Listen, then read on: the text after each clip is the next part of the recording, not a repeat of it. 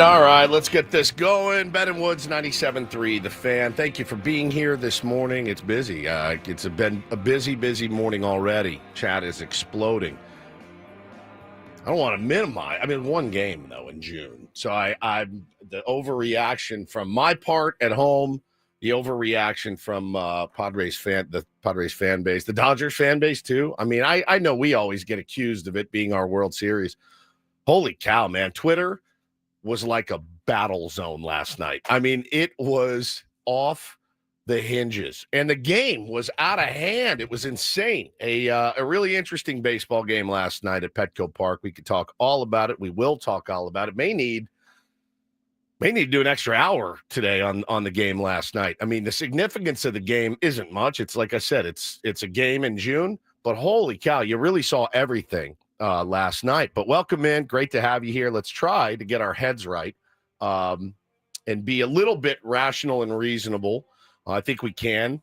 I'm Woodsy. That's Paul Reindl, the executive producer of the program. Paulie, good morning to you. Hey, how are you? Doing good. You had a crap day yesterday. I don't even know exactly what happened. I just know that Paulie was like, I gotta call you. I gotta call you back. I gotta tow my car or something. I was like, all right, bro, just hit me later. It was a very busy day. Nothing bad. Nothing major. Yeah. Right.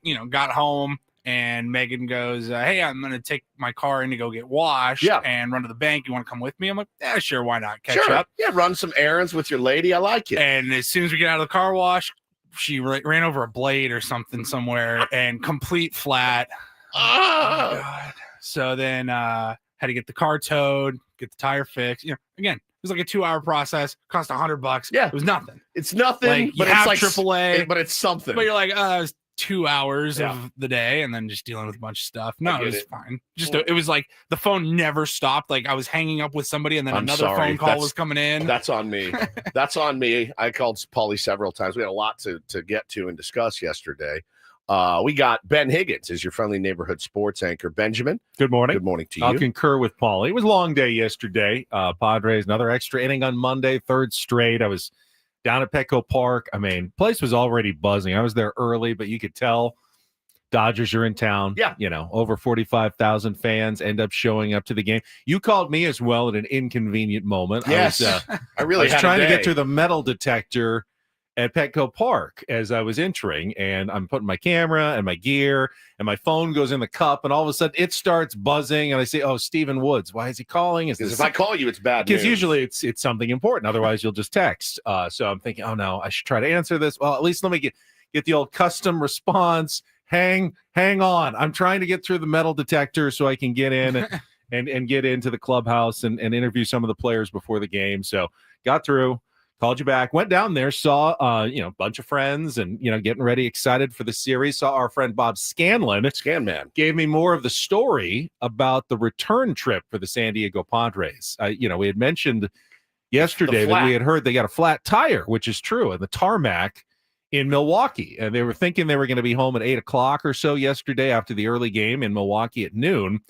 And Bob said, and this may or may not be true. He wasn't sure himself, but they got off the buses. The buses just drive right onto the tarmac at Milwaukee International Airport, and they pull right up to the private plane. But there's no lounge or anything. You just go straight bus to plane. So they're getting off the bus, and Bob's one of the first off one of the two buses, and he looks over and he notices there's a big flat tire on the plane, and he points it out. He says, "Is that normal? Is that a problem?"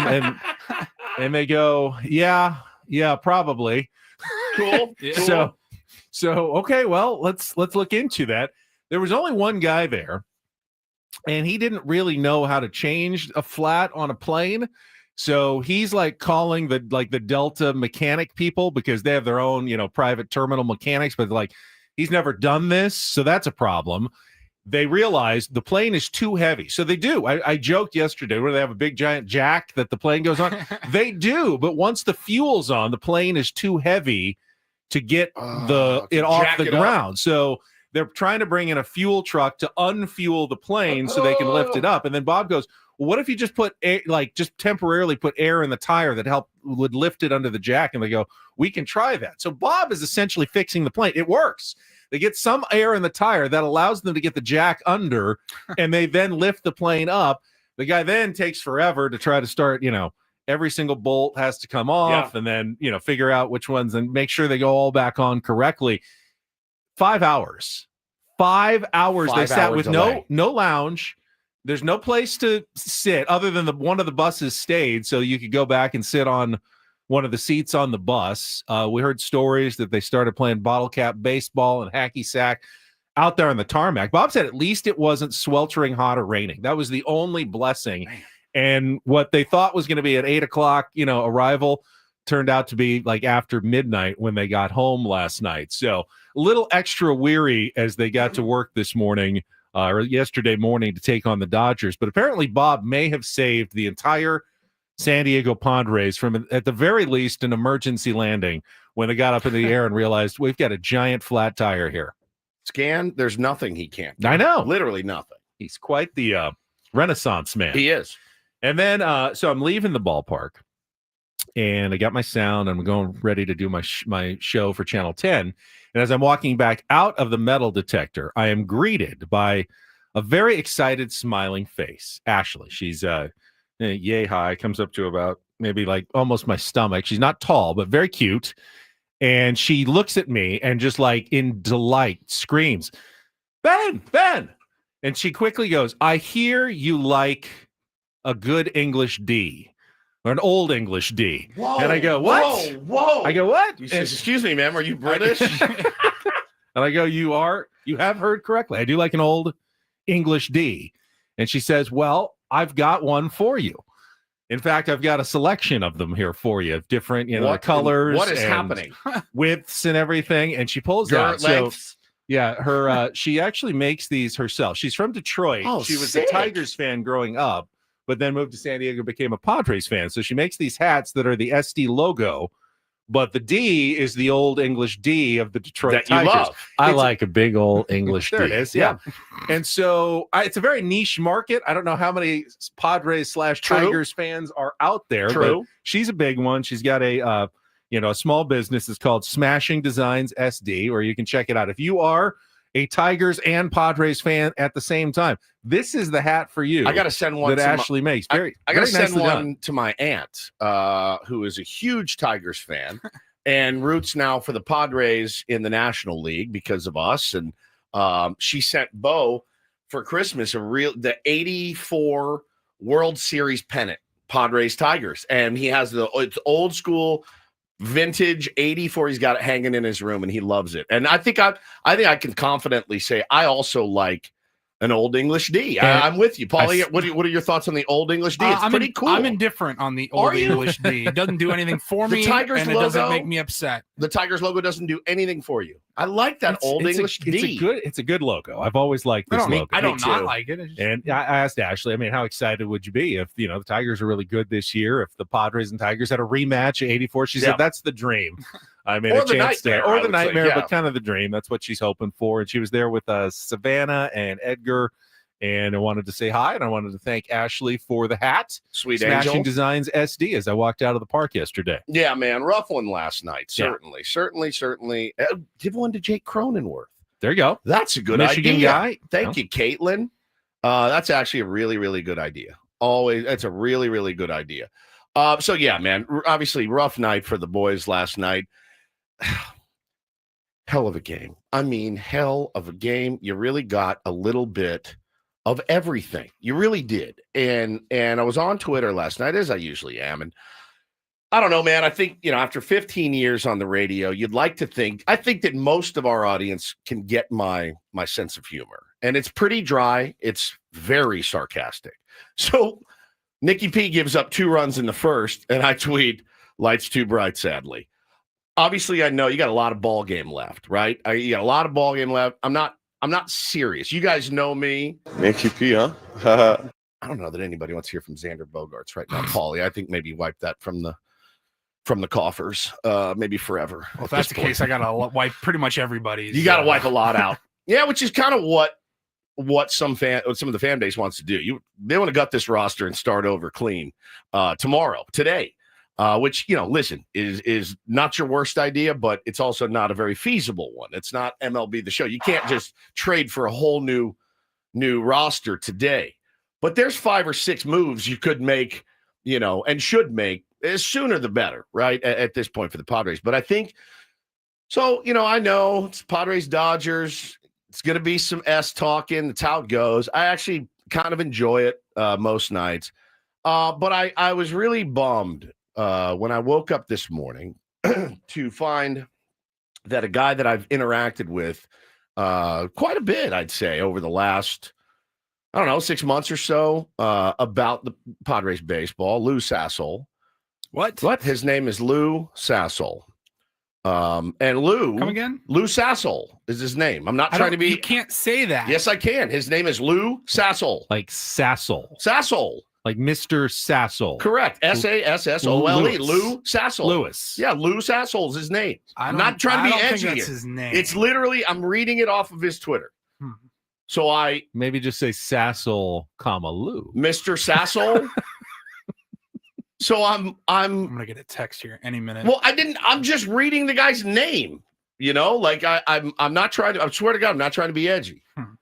So I'm on. Anyways, tell us about Lou. I'll tell you about Lou Sassel. He tweeted like soon as the game starts, Nicky gives up runs and he's like, Nick Pavetta's got to go. He's got nothing left. Okay, so I let it slide. And then this guy's got to go. You got to fire this guy in the sun. And I'm like, I'm sitting there and I'm starting to get a little, like here we go again. And this is pretty constant from Lou Sassel on a nightly basis. I went the other night. I took a picture of my kids in Anaheim. Hey, we're up here for the game. He goes, here's an update for you. Iglesias stinks. And it's like, Christ almighty, dude. Like, and so I wrote last night, it was a question. It was mostly sarcastic. I said, do you have the constitution to watch a full baseball season, or are you into like doom porn? And that's what I said. He blocks me and then goes on these gnarly rants about me, you, us. Me? What did I do? Us. What Paulie and I do? So, and I'm like, so you block me and then you start running your mouth. And it bummed me out. And he's talking, and he's tweeting like friends of ours, Darren, Ryan Phillips. He said, replace the arrogant, boring Howard Stern wannabes in the AM. What a waste of talent that Darren's not on the air. The morning show claims they love the tier ones, but it's all BS. They are respectful and nice to people that can help their careers, and it's blatantly obvious. Says, you guys, he said, you're not as bad as the AM show in town that thinks they're Stern. He said, what did he say about me? He said, oh, you can't. He said, Woods, here we go. Don't tell Stephen Woods that. He'll tell you don't have the Constitution to watch baseball. I asked him, do you have the Constitution for this? Because every night, Lou Sassel, all you do is just doom tweet. And I said, buddy, like I'm with you here. Like I think there need to be changes too, Lou Sassel, but you can't just trade or cut your entire team when they have they lost the game by 1 run to the world champs last night. It's one game. Like they've played really well this season. You can't deny that. Well, I can't deny it. You can and have and will. And it's just one of those doomers that it's like, bro, I don't know what to tell you here. Like the fact that if you say we don't love our tier ones is insane. That's insane. I don't ever look at us either as what's the word I'm looking for?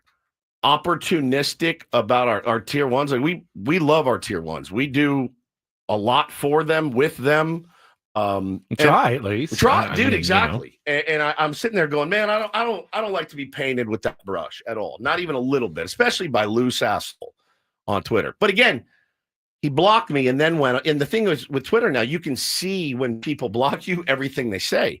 So I wrote him a DM this morning. I go, Lou Sassel, that's garbage what you're saying. That's garbage. That's trash. You blocked me. It's weak. And I don't know. I'm pissed at myself that I let Lou Sassel get under my skin last night. But he pissed me off. It pissed me off. So anyway, I'm not real happy with Lou Sassel right now. I'll tell you that right now. I'm not happy.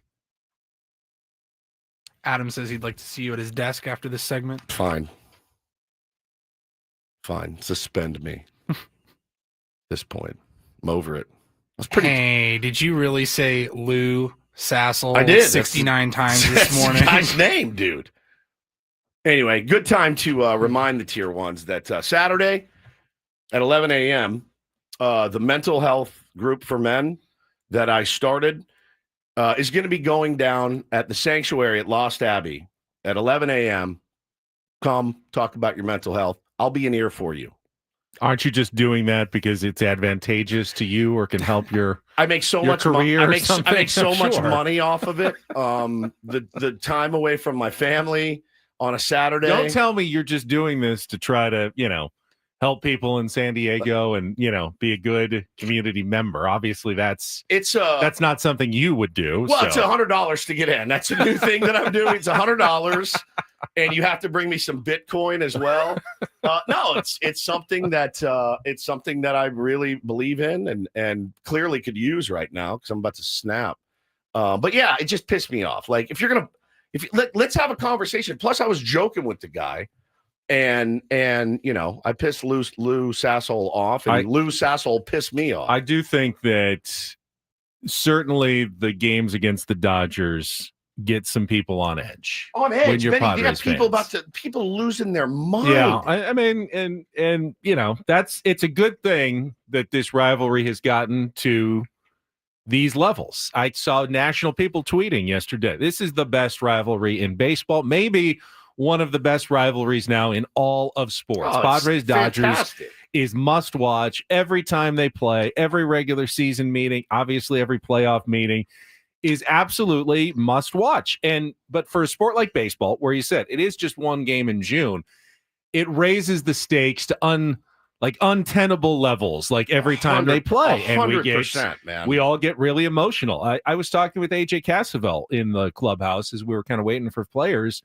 And he said, you ready for overreaction week? I mean, 7 games against the Dodgers, one way or the other. If the Padres go, 5-2, and we've seen it in the past. Yeah, all the beating of the chest, and this team's going all the way. And if they go 2-5, it's over. The season's over. Let's make some changes. And you really can't think that way over the course of a baseball season. As you said, it's just a game. It's a one-run game, another one-run game as the Padres continue to play an seemingly unending string of one-run games every single night. And it's just adding to, I think, the collective stress level of the San Diego Padres. Well, and again, this is the other thing that bugs me like crazy. And I know it shouldn't. And I've gotten better, but I have my weak moments. Yes, we work on 97.3 The Fan, home of the Padres, right? So, you guys won't be honest. Bro, I'm telling you, Xander Bogaerts is terrible. He's a terrible baseball player right now. I feel less confident when he strides to the plate. I'm trying to think, who have I felt less confident about coming through in their time here? He may be number one. I always believed in Hosmer. I did. I always thought Hosmer would, the guy at least smokes the ball. Yes, it's on the ground, 90% of the time. But I don't feel any sort of confidence for him to come through in a big spot. Now, prove me wrong today and great, and I'm an idiot on the radio. That's fine. But, man, it's bad. Luis Ariz, bro, I think we all got to take him to the woodshed this morning a little bit. I think you guys have convinced me that my original take when I got in here this morning was probably off. I think Luis Ariz, my opinion, but I think he made the biggest mistake of the game. And that includes 100%. Adrian Morejon's error, a pop-up that landed for no one. I mean, it was not the sharpest of games, but I thought what Luis Ariz did, we'll talk about it, in the 9th inning. It's inexcusable. Was pretty inexcusable. And I have not heard a quote from him or Mike Schilt, so I will certainly remain open-minded if there's something I may have missed as a baseball fan. But we'll talk about why I thought you absolutely had to take that pitch and let Fernando Tatis Jr. try to steal second. Now, it may not have changed the outcome of the game. It's baseball. I have no idea what's going to happen after that. But to me, strategically, 100% there. You let Tatis try to steal second, get into scoring position so you can score him with a single. 100%. And we can go through the circumstances and the situations of what happened late in that game. But when it's a one-run game, you look back at a lot of plays. Yeah, you look back at that call against Manny. There were so many things that went against us last night. Obviously, some of it of our own making. I'm not coming in here today to blame the umpires for that loss. Nor did Schilt. You make your own luck a little bit in this game, and the Padres didn't do it. And they just have too many holes right now, Benny, that they need to address. And I understand why they haven't. Like, has anybody seen a move in the last few weeks that you went, oh, that could have been us? And don't give me Austin wins, right? Like, come on. Give me something. David Peralta. The guy is at home playing Xbox. Nobody has gone after David Peralta. There's a reason for it. If he could help a big league team win right now, he'd be on a roster. I think they've squeezed all the juice out of David Peralta. Who do you want that another team has gotten in the last few weeks to improve this roster? I'm not saying it can't be done, and I'm sure these cats are working on it. We know they are. We've asked them. They said they are. Got a lot of Padres-Dodgers talk coming up this morning. We'll break down what it's going to look like over the next 3.5+ hours. Give you the menu for the show. Don't go anywhere. Quick check of traffic here with Kelly Danick on 97.3 The Fan. From the 855 Get Ross Traffic Center, protecting San Diego after accidents or injury, here's Kelly Danick. Good morning. After a bit of a foggy start around various parts of the county, but that is your only problem right now. No incidents or accidents to report. No other surprises. I'm Kelly Danick with Ben & Woods, San Diego's #1 sports station, 97.3 The Fan.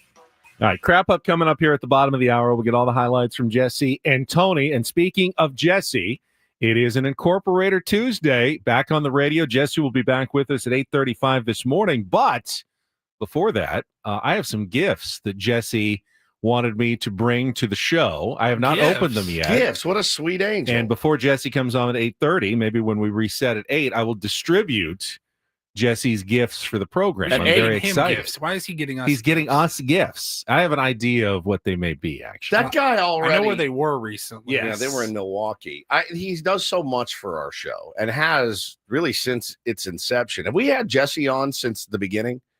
Certainly since the beginning of our 97.3 tenure. Yeah. I mean, like the next week. Well, I mean, I interviewed him. But we had him on. I interviewed him at times. the old station. Yeah. I did remember Woods with Friends, my very short-lived podcast. Do you remember that? Yeah. Terrible. But he was like my first guest, and he was phenomenal. Phenomenal. Jesse's been doing stuff for us for years. We need to take him. We've taken him out to dinner. We need to take him out to a nice dinner, a fancy dinner, and really take care of him. It's very difficult to do in season. He will be in Philadelphia with us. I don't know if we have any time for dinners because he'll be at the game, but maybe we can do something while he's there. Maybe a lunch. Yeah. Or a breakfast. Something nice. Yeah, I'd love to. I'd love to get breakfast with Jesse Agler out there. I need to calm down. I need to get Lou Sasshole out of my mind. Calm yourself. We've also got tickets to give away, Padres Royals for next week. Some more George Lopez tickets. In fact, let's just give those away now. You know what? We got so much to get to. I don't want to forget about it. George Lopez is coming to the San Diego Civic Theater on June 21st. You can get your tickets now at Ticketmaster.com, courtesy of Outback Presents, or you can win them from us at this moment by being the fifth caller at 833-288-0973. Call now. 2 tickets to George Lopez at the Civic Theater, 833-288-0973. We'll come back with all the highlights. I got our regular features. Don't do this. Take on Woods and more, all ahead with Ben and Woods on a Tuesday morning on San Diego's #1 sports station, 97.3 The Fan. Gambling problem? Call 1-800-GAMBLER. GEGE 000-466. For a full list of games and rules, play at 7 Mile Casino. Visit 7milecasino.com. One nice place we could definitely take Jesse is 7 Mile Casino. And yes, it is nice. It's not one of those, dingy card rooms that you've probably encountered in the past. It's upscale. It's a great spot. It's got windows. It's got comfy chairs. It is clean. It is smoke-free. And the food is phenomenal at Sammy's Wood-Fired Pizza inside of 7 Mile Casino in Chula Vista. Yeah, buddy. They got all the card games you're looking for, too. California-style blackjack, Texas Hold'em, Pai Gow, poker, and Baccarat for the James Bond in you. You want to go and play some Baccarat. It's a great place, man. Smoke-free environment as well, so nobody's blasting cigs, blowing the smoke in your face. Just a good place to go. And let's say you go in, you play for a while, and you want to take a little breather. You go out to the back patio. It overlooks the bay, the sun sets. It is a really beautiful spot. Check it out for yourself at 7 Mile Casino, just 7 minutes from downtown.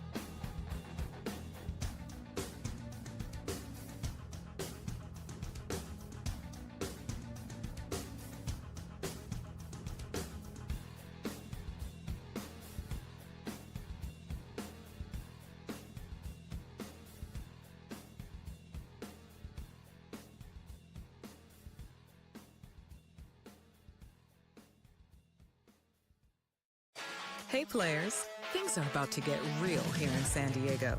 Introducing the all-new Hamul Casino Resort. With a 200-room hotel tower, exciting new eats and drinks, plenty of new places to play, and a luxe spa and salon. Hello, rooftop pool and deck. It's where players can play their hearts out and enjoy all the perks that come with it. It gets real this summer at the all-new Hamul Casino Resort, the players' place.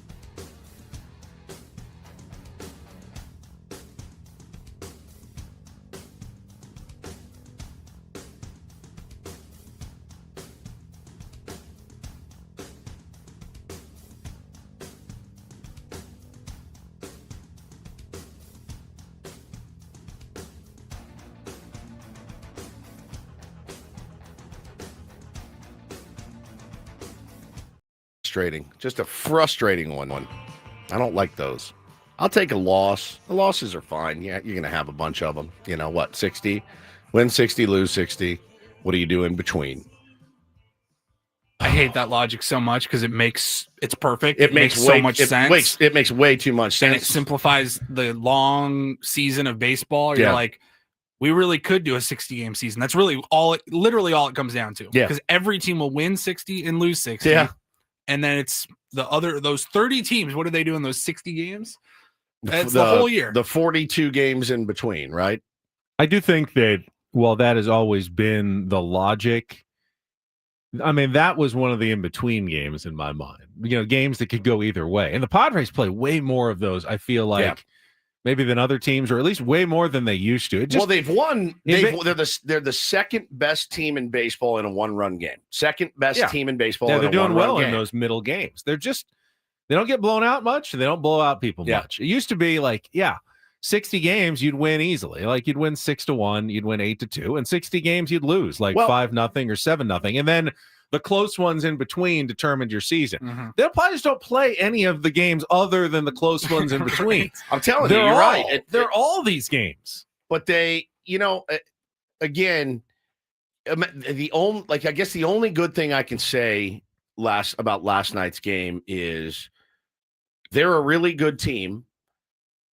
You answered back, which I thought was incredible, and fought your tail off. You had some leads. The only thing, Benny, is how many innings do you think the Padres trailed in last night's game? They trailed, not after the first. They were tied, so they didn't trail it. Not one. The 10th. That was the only inning they trailed after. They actually were leading or tied after every inning of that game, except extra innings. Yeah, I mean that was as close as a game is going to get in a Major League Baseball game. Yeah, sorry. The best 50. Every team wins 50, loses 50, and the other 60 in the middle. It can be either way. It used to be no one lost or won 100, so you could say honestly it was 60. Now there's a little more bad teams, so it's more like 50-50. But it works either way. It's the same logic. But I think, you look at it and you go, man, we played like absolute dog ass last night. Terrible. I mean, they played terrible. Defense was bad. Pitching was not great. Stupid mistake. Starting pitching was horrible, and you lost by a run in extras. Okay, like I guess that gives you something to build on. That's what makes it so frustrating. Of course, it's both things are right. You didn't get bodied, and then maybe mounted a rally, and Right. it just fell short. Like, I mean, you probably should have won that game. There were instances galore. We're going to go through it all morning long, but you had opportunity after opportunity, and then the sloppy defense, we don't see that a ton. No. The pitching, not great. At least the starting pitching, we don't see that a ton. And it was all in one. And then you're still in a position to win that game, which makes it frustrating. And then how you lose that game and some of the decisions that are made late in the game make it even more frustrating. Well, and the thing is, and everyone was making this point, and it's a good one. Padres fans, you're absolutely right about this, man. The disparity between their 7-8-9 and our 7-8-9 it's a chasm, Ben. I mean, it's massive. I mean, imagine having put some respect on Tyler Wade's name. Bro, I said, why take him out of the game? He's the only guy that did anything. Like, leave him in the game, Schulte. You don't need to pull him for Brandon Lockridge, who's supposed to be in there for his defense. And they didn't.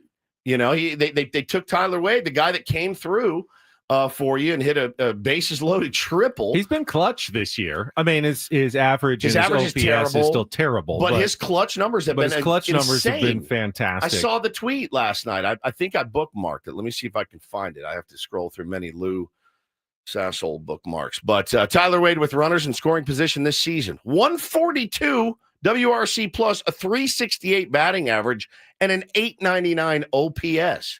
That's with runners in scoring. That's better than Shohei Ohtani, I think, with runners in scoring position. So, yeah, man, like, I'm not going to sit in here and say Tyler Wade has earned to start every game in left field, but I don't know that we should be pulling him late in games for a defensive replacement who's not good at defense. I'd have to look at the splits. I mean, they took him out because of a lefty. Okay, but I don't know. He can still bunt. He can still drag bunt. There's still a ton. And we'll talk about it. I think Mike Schulte needs to sometimes be more aggressive taking guys out of the game. But like who and when? I thought in the 8th inning we have no bench either. No bench. 7, 8, 9, and an empty or bench. In the 10th inning. Gavin Sheets is bad against lefties. He's gotten better, but he's still hitting under 200 against lefties. Jake hits under 200 against lefties. And you left him in to face Did Iglesias didn't get used, did he? Iglesias or Camposano. Both are just Campy's been dying. Dead on the bench. You got two righties and you got a lefty in there, but you won't use either of your right-handers to try to come up with a big hit. I mean, Schulte doesn't have much of a bench, and then the bench that he does have, he doesn't use other than, Lockridge and Wade interchanging out there in left field. And that's an issue that he and AJ need to get on the same page about. To me, this is starting to get, into a Matt Carpenter situation where Luis Camposano is on the roster, but Mike Schulte won't use him. He used him for a few days. I saw him sitting on the rail. Didn't get any hits. And what's he doing? And he has been. When was the last time Campy got into a game? Bro, it's been over a week, isn't it? It feels like it's been close to a week since they've used him. Maybe more. I mean, Iglesias will play occasionally. But according to the game logs, Campy's last game was May 31st. He has not played this month. This is the 10th of June. And he hasn't gotten him. He's on the roster, but they haven't used him to pinch hit. They haven't used him to designate hit. Certainly not going to use him to catch. What's he doing on the team? So are we back to Bob Melvin, AJ Preller, butting heads, being petty about, you're going to give me these guys, doesn't mean I got to play them. I don't know the inner dynamics of it, but it does seem like we were told that there is split opinions on Luis Camposano within the organization. Yeah, we don't know whose side is whose. It seems fairly clear. But he's on the team. If you're not going to use him. I think he's on the team because AJ Preller probably believes he can help the team. Otherwise, he wouldn't be on the Padres. But he doesn't get used because I would say Mike Schulte doesn't feel like he can help the Padres that much. So they don't put him in. I mean, am I missing something here? Well, I mean, again, if the powers that be want to text me and tell me that I'm missing something here, please. But I mean, this is what at least it reads to me as, that there are backers of Luis Camposano who want to see him get an opportunity. But Mike Schulte has, and I think rightfully so, he has control of his lineup. He has control of who goes in the game. AJ Preller's not going to go down that road of trying to mess with his manager. He trusts Mike Schilt. He does. And Mike Schilt doesn't want to put Luis Camposano into games. I mean, yeah, simple as that, right? You could go Iglesias for Cronenworth off a lefty. Now they may counter. I don't know how many guys the guy faced and all that, but Iglesias, it's easy. You pinch hit him and then he goes into play second base. But yeah, to not use your bench. And I get it. Campy has a 0.00 average. I'm not saying he's the savior of this season or should be starting every day. Yeah. But you only have 26 players on your roster. You got to use them. And if you're not using one of them, two of them, mostly. Yeah. I mean, you're kind of hamstrung. Yeah. And I don't know if that's an AJ issue. It's a Mike Schilt issue. It's the same. It's together. But that's how I'm reading the situation. And Campy, crushed at AAA, has not ever, he's had some streaks in the big leagues where he's had some decent numbers. Why is he here? Why is he here right now? If he's not going to help your bench at all, I mean, bring up Trenton Brooks, give him a chance. Then someone else from AAA, bring Tirso back, someone else. If you're taking away an entire roster spot at this point, nothing in this month. Larry says, "Where's Higgy?" Sitting in Texas. Yeah, Higgy's batting about $180. I think he's got one homer, but much more expensive. Much more expensive. But again, I mean, if you're not going to mix and match down the road in a game, play. He loves matchups, but didn't play any matchups last night. I can live with it. I can live with it. And I can understand wanting to keep your best players in the game. Don't pull Sheets. He can give you a big homer later. Yeah, don't pull Crony. I get it too. But the Padres have a weakness right now. When the lineup as they have constructed, about 7 weaknesses. They have a number of them, but I tweeted about the one last night. When you've got Sheets, Bogarts, and Cronenworth coming up, two lefties and a punchless righty right now. You put in a decent lefty in reliever like Vezia, it's easy money for the other team. It's the easiest inning Dave Roberts had last night. Oh, Sheets, Bogarts, and Cronenworth, and Mike Schilt's not going to pinch hit for any of them. Here's Vesia, and go take your best chances because the Padres are probably not going to get any runs or put together a rally in a situation like that. It's a glaring weakness to go along with the end of the lineup, just offensive weakness that the Padres have. A lot of strengths on the Padres as well, but there are some weaknesses that must be addressed between now and the trade deadline if they really want to be a contender for a World Series. No question. And again, I do think, and I don't think I'm an idiot for saying this, I do think they are trying to address them. I do. I think they're trying to address them. I don't know who they're talking to. I don't know what is in the works.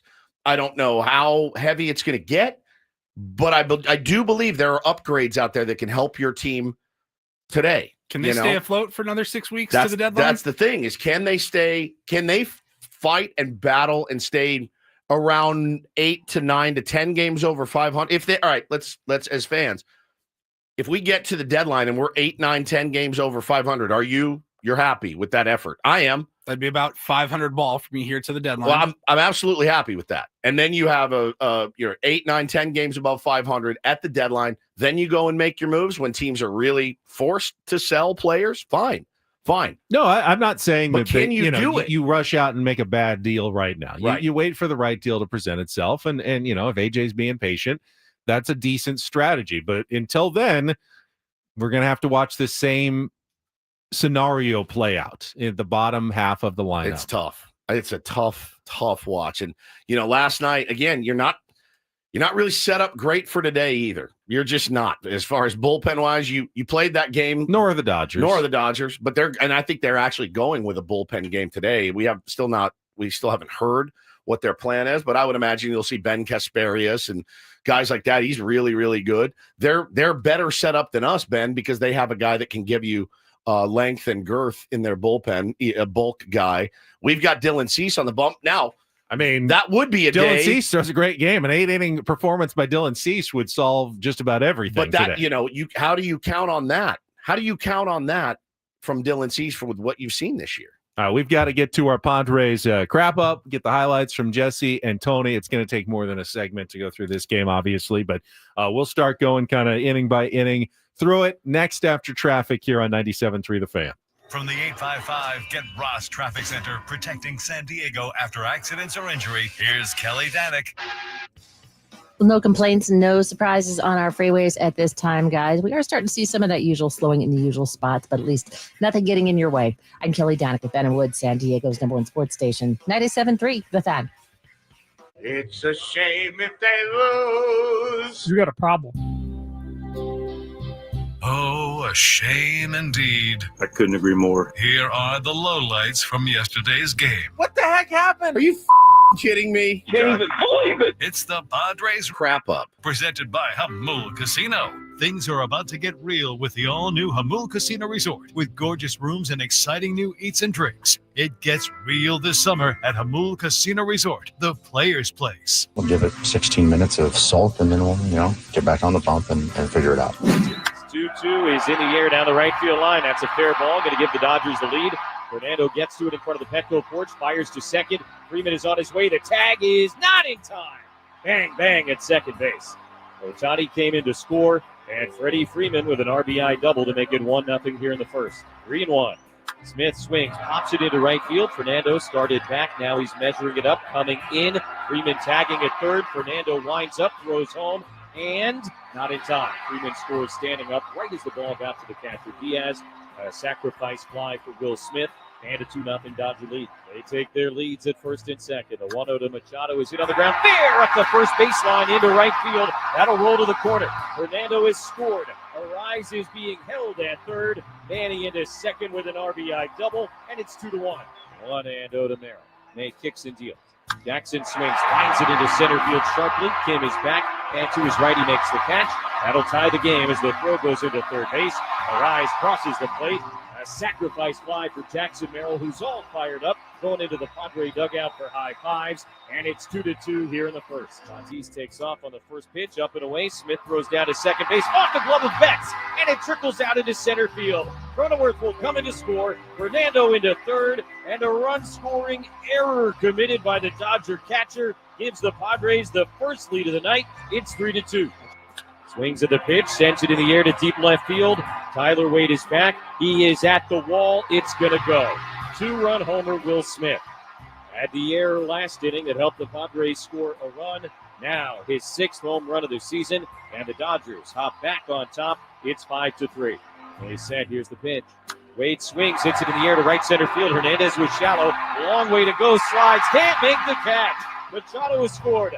Merrill has scored. Xander is on his way. And Tyler Wade, a bases-clearing triple to put the Padres back in front. It's 6-5. Swings here, lines it sharply fair. Out the right field line into the corner. That'll tie the game. Muncy going to come in and score. Kim into second. It's an RBI double. And we're at it again. 6-6 here in the fifth. 1-1 to Edman. Line sharply up the middle. Kicks off second base, deflects into right field. Pages will come in and score. An RBI single for Edman, and it's 8-6. Padres down to their final strike. The 0-2 to Bogart, sent in the air, center field. Pages into right center is there, and he makes the catch to end the game.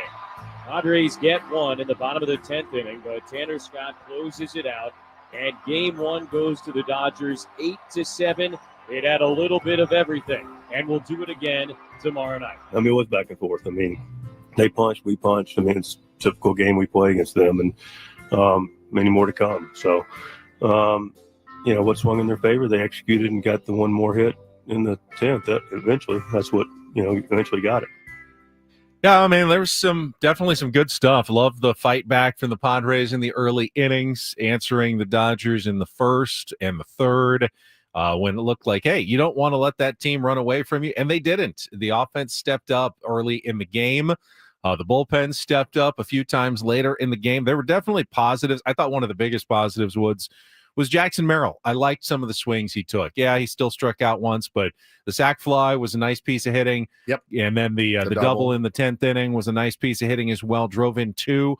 Jackson, they need to get him going again. Obviously, that's a key. The home runs he hit last year, what did he end up with? 25 home runs last year. 24 sounds right. Sitting there at 5 or whatever he's got this year. They need that again from Jackson Merrill. Still haven't seen quite the power, but definitely liked some of the swings we saw. Manny remains hot. I liked Fernando laying off some pitches and drawing a couple of walks. They say you can't walk your way out of a slump, but certainly better than chasing pitches out of the zone and striking out. So I like the discipline we saw from Fernando Tatis Jr. There was definitely some positives in that game last night for the Padres. Yeah, absolutely. I mean, you can find positives in any baseball game you play. And you can certainly find a lot of negatives from last night. Just again, you can't afford to be sloppy against that team. You give them a chance to take advantage, and they will. And Wandy Peralta last night coming in, because you've used all of your high leverage guys. Wandy Peralta's got to come out and pitch the 10th, and I think Wandy is capable of doing some good things. I don't know that he's my guy in the 10th inning, but you're kind of forced into action there if you're Wandy Peralta. Threw 2 pitches, Benny, that were just hammerable. Now I get it. Lockridge, crap route to that ball. That ball was smoked. That ball's got to be down. It was right down the middle. And then I understand it hit the bag at second base. Bad luck there. But again, a ball that is right there in the zone. These guys do not miss those balls. They hit those balls 105 miles an hour every single game. So again, just kind of a tough way to construct the lineup, use the bullpen. I saw a lot of people complaining about Wandy Peralta. I don't think that that's necessarily fair. It's just not the lane for him. Wandy right? Peralta is your last guy in the bullpen at this point, right? Yeah. I mean, David Morgan, I guess, you could have brought him in. He's got some nasty stuff, but I think that's why you play the game. You play to win the game in 9. Like after you get into extras, it's kind of all wheels off. It's like a playoff. It's like, you get in the playoffs, you're like, who knows? Like you don't have a lot of high leverage guys for extra innings because you're trying to avoid extra innings. You're using them in the 7th, 8th, and 9th. I think pointing at Wandy Peralta and saying they need to get rid of Wandy Peralta or he's the problem. He's 3-1 with a 3.99 ERA. Is he a dominant pitcher? No. Can he get you a ground ball occasionally and it works out as a double play? Absolutely. Does every other team in baseball have the last guy in their bullpen? Probably has like a 5, 6, or 7 ERA, and Wandy's sitting at 4. He's probably one of the best last guys in a bullpen in all of baseball. If you really looked at every roster and go, who's the last guy in your bullpen, and rank them, Wandy's probably right at or around the top of the list. Now, you don't want him necessarily, as you said, Woods, going in with the game on the line in the 10th inning. Second, but when you've pitched 6 guys, and Mike Schultz talked about, do I throw Robert Suarez back? Well, he only threw 10 pitches in the 9th, but he had pitched 3 of the previous 4 days. We have asked so much of all those relievers, and it's how much more can we ask of those guys before we torch them and they're not available in August and September because we overused them. And he's thinking about the long term as well. Got to start manipulating. If it was a playoff game, obviously Robert Suarez comes back. Jason Adam comes back. But it's not a playoff game. It's a regular season game in June when you're in a stretch of 26 games in 27 days. So in that sense, I think Mike Schultz made absolutely the correct and responsible decision of not sending Robert Suarez out again for a second inning after he has been used a lot lately. Yeah, it's fine. I mean, again, he'll pick apart his own bullpen management, right? And that's definitely something they'll look at. But man, you're kind of torched for today. And again, it puts the pressure on Dylan Cease. Now, Dylan Cease is pitching for a $200 million at least contract. He needs to go out and execute today, period.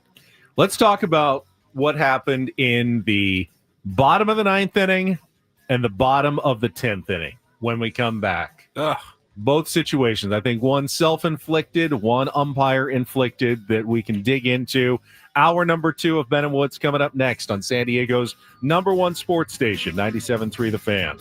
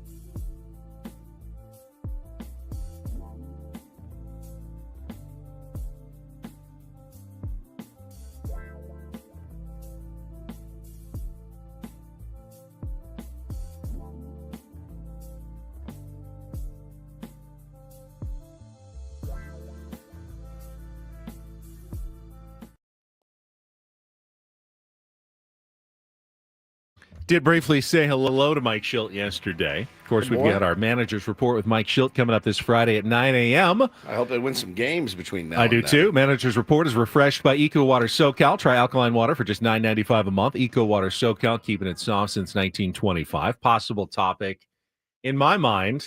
I'm curious how this played out, and maybe, well, definitely Mike Schilt will protect his players because that's what he always does. But I am curious if I could know the real story of the bottom of the ninth inning. Sure. So game is tied at 6. Robert Suarez just got through the top of the ninth. I think we all know you don't want to go to the 10th if you're the Padres. You want to end it right there. Don't give the Dodgers another chance. Even at the bottom of their lineup, dangerous. Don't give them another chance. Find a way to score a run. Quickly, though, 8-9 hitters. Padres go down. So you got 2 outs, nobody on. And Fernando Tatis Jr. works his way on with a walk, a 2-out walk. He is facing, who's in the game for the Dodgers at that point? Yates, Kirby Yates, right. So Luis Arraez comes up. Now, with Tatis on first, it's not impossible that Luis Arraez can bring him home. Tatis is very fast, and, we just saw Arraez double at the end of the game to tie that one on Saturday in Milwaukee. He can find a line every once in a while. But I would say the obvious best chance for Luis Arraez to win the game is for Fernando Tatis Jr. to use his speed to steal second base, and then for Tatis to easily single him home. In fact, I have, even with Arraez slumping, and he's hitting like 210 in the month of June here. It's not good. But even with Arraez slumping, probably no one I'd rather have up in the game who needs a single. All you need is a single, then give me Luis Arraez every day of the week. Yep. That's who I want up there. So if Tatis gets to second, then you've got a chance with Luis Arraez, the best singler in all of baseball, to win the game for you. It's a pretty good situation to be, honestly, if you're the San Diego Padres. This is how Mike Schilt kind of wants to draw it up. The right guy at second with the right amount of speed and the right guy at the plate for a single. Certainly it worked out. It would have worked out perfect. Dave Roberts knows this. Kirby Yates knows this. So first pitch, they throw over to first. Tatis dives back. All right, they're watching for it, but hey, with the bigger bases and with Fernando's speed, sometimes you just can't stop it. First pitch, Fernando then takes off and gets a good jump. He is sprinting towards second. I don't know 100% that he's going to make it. I have a feeling he was going to make it.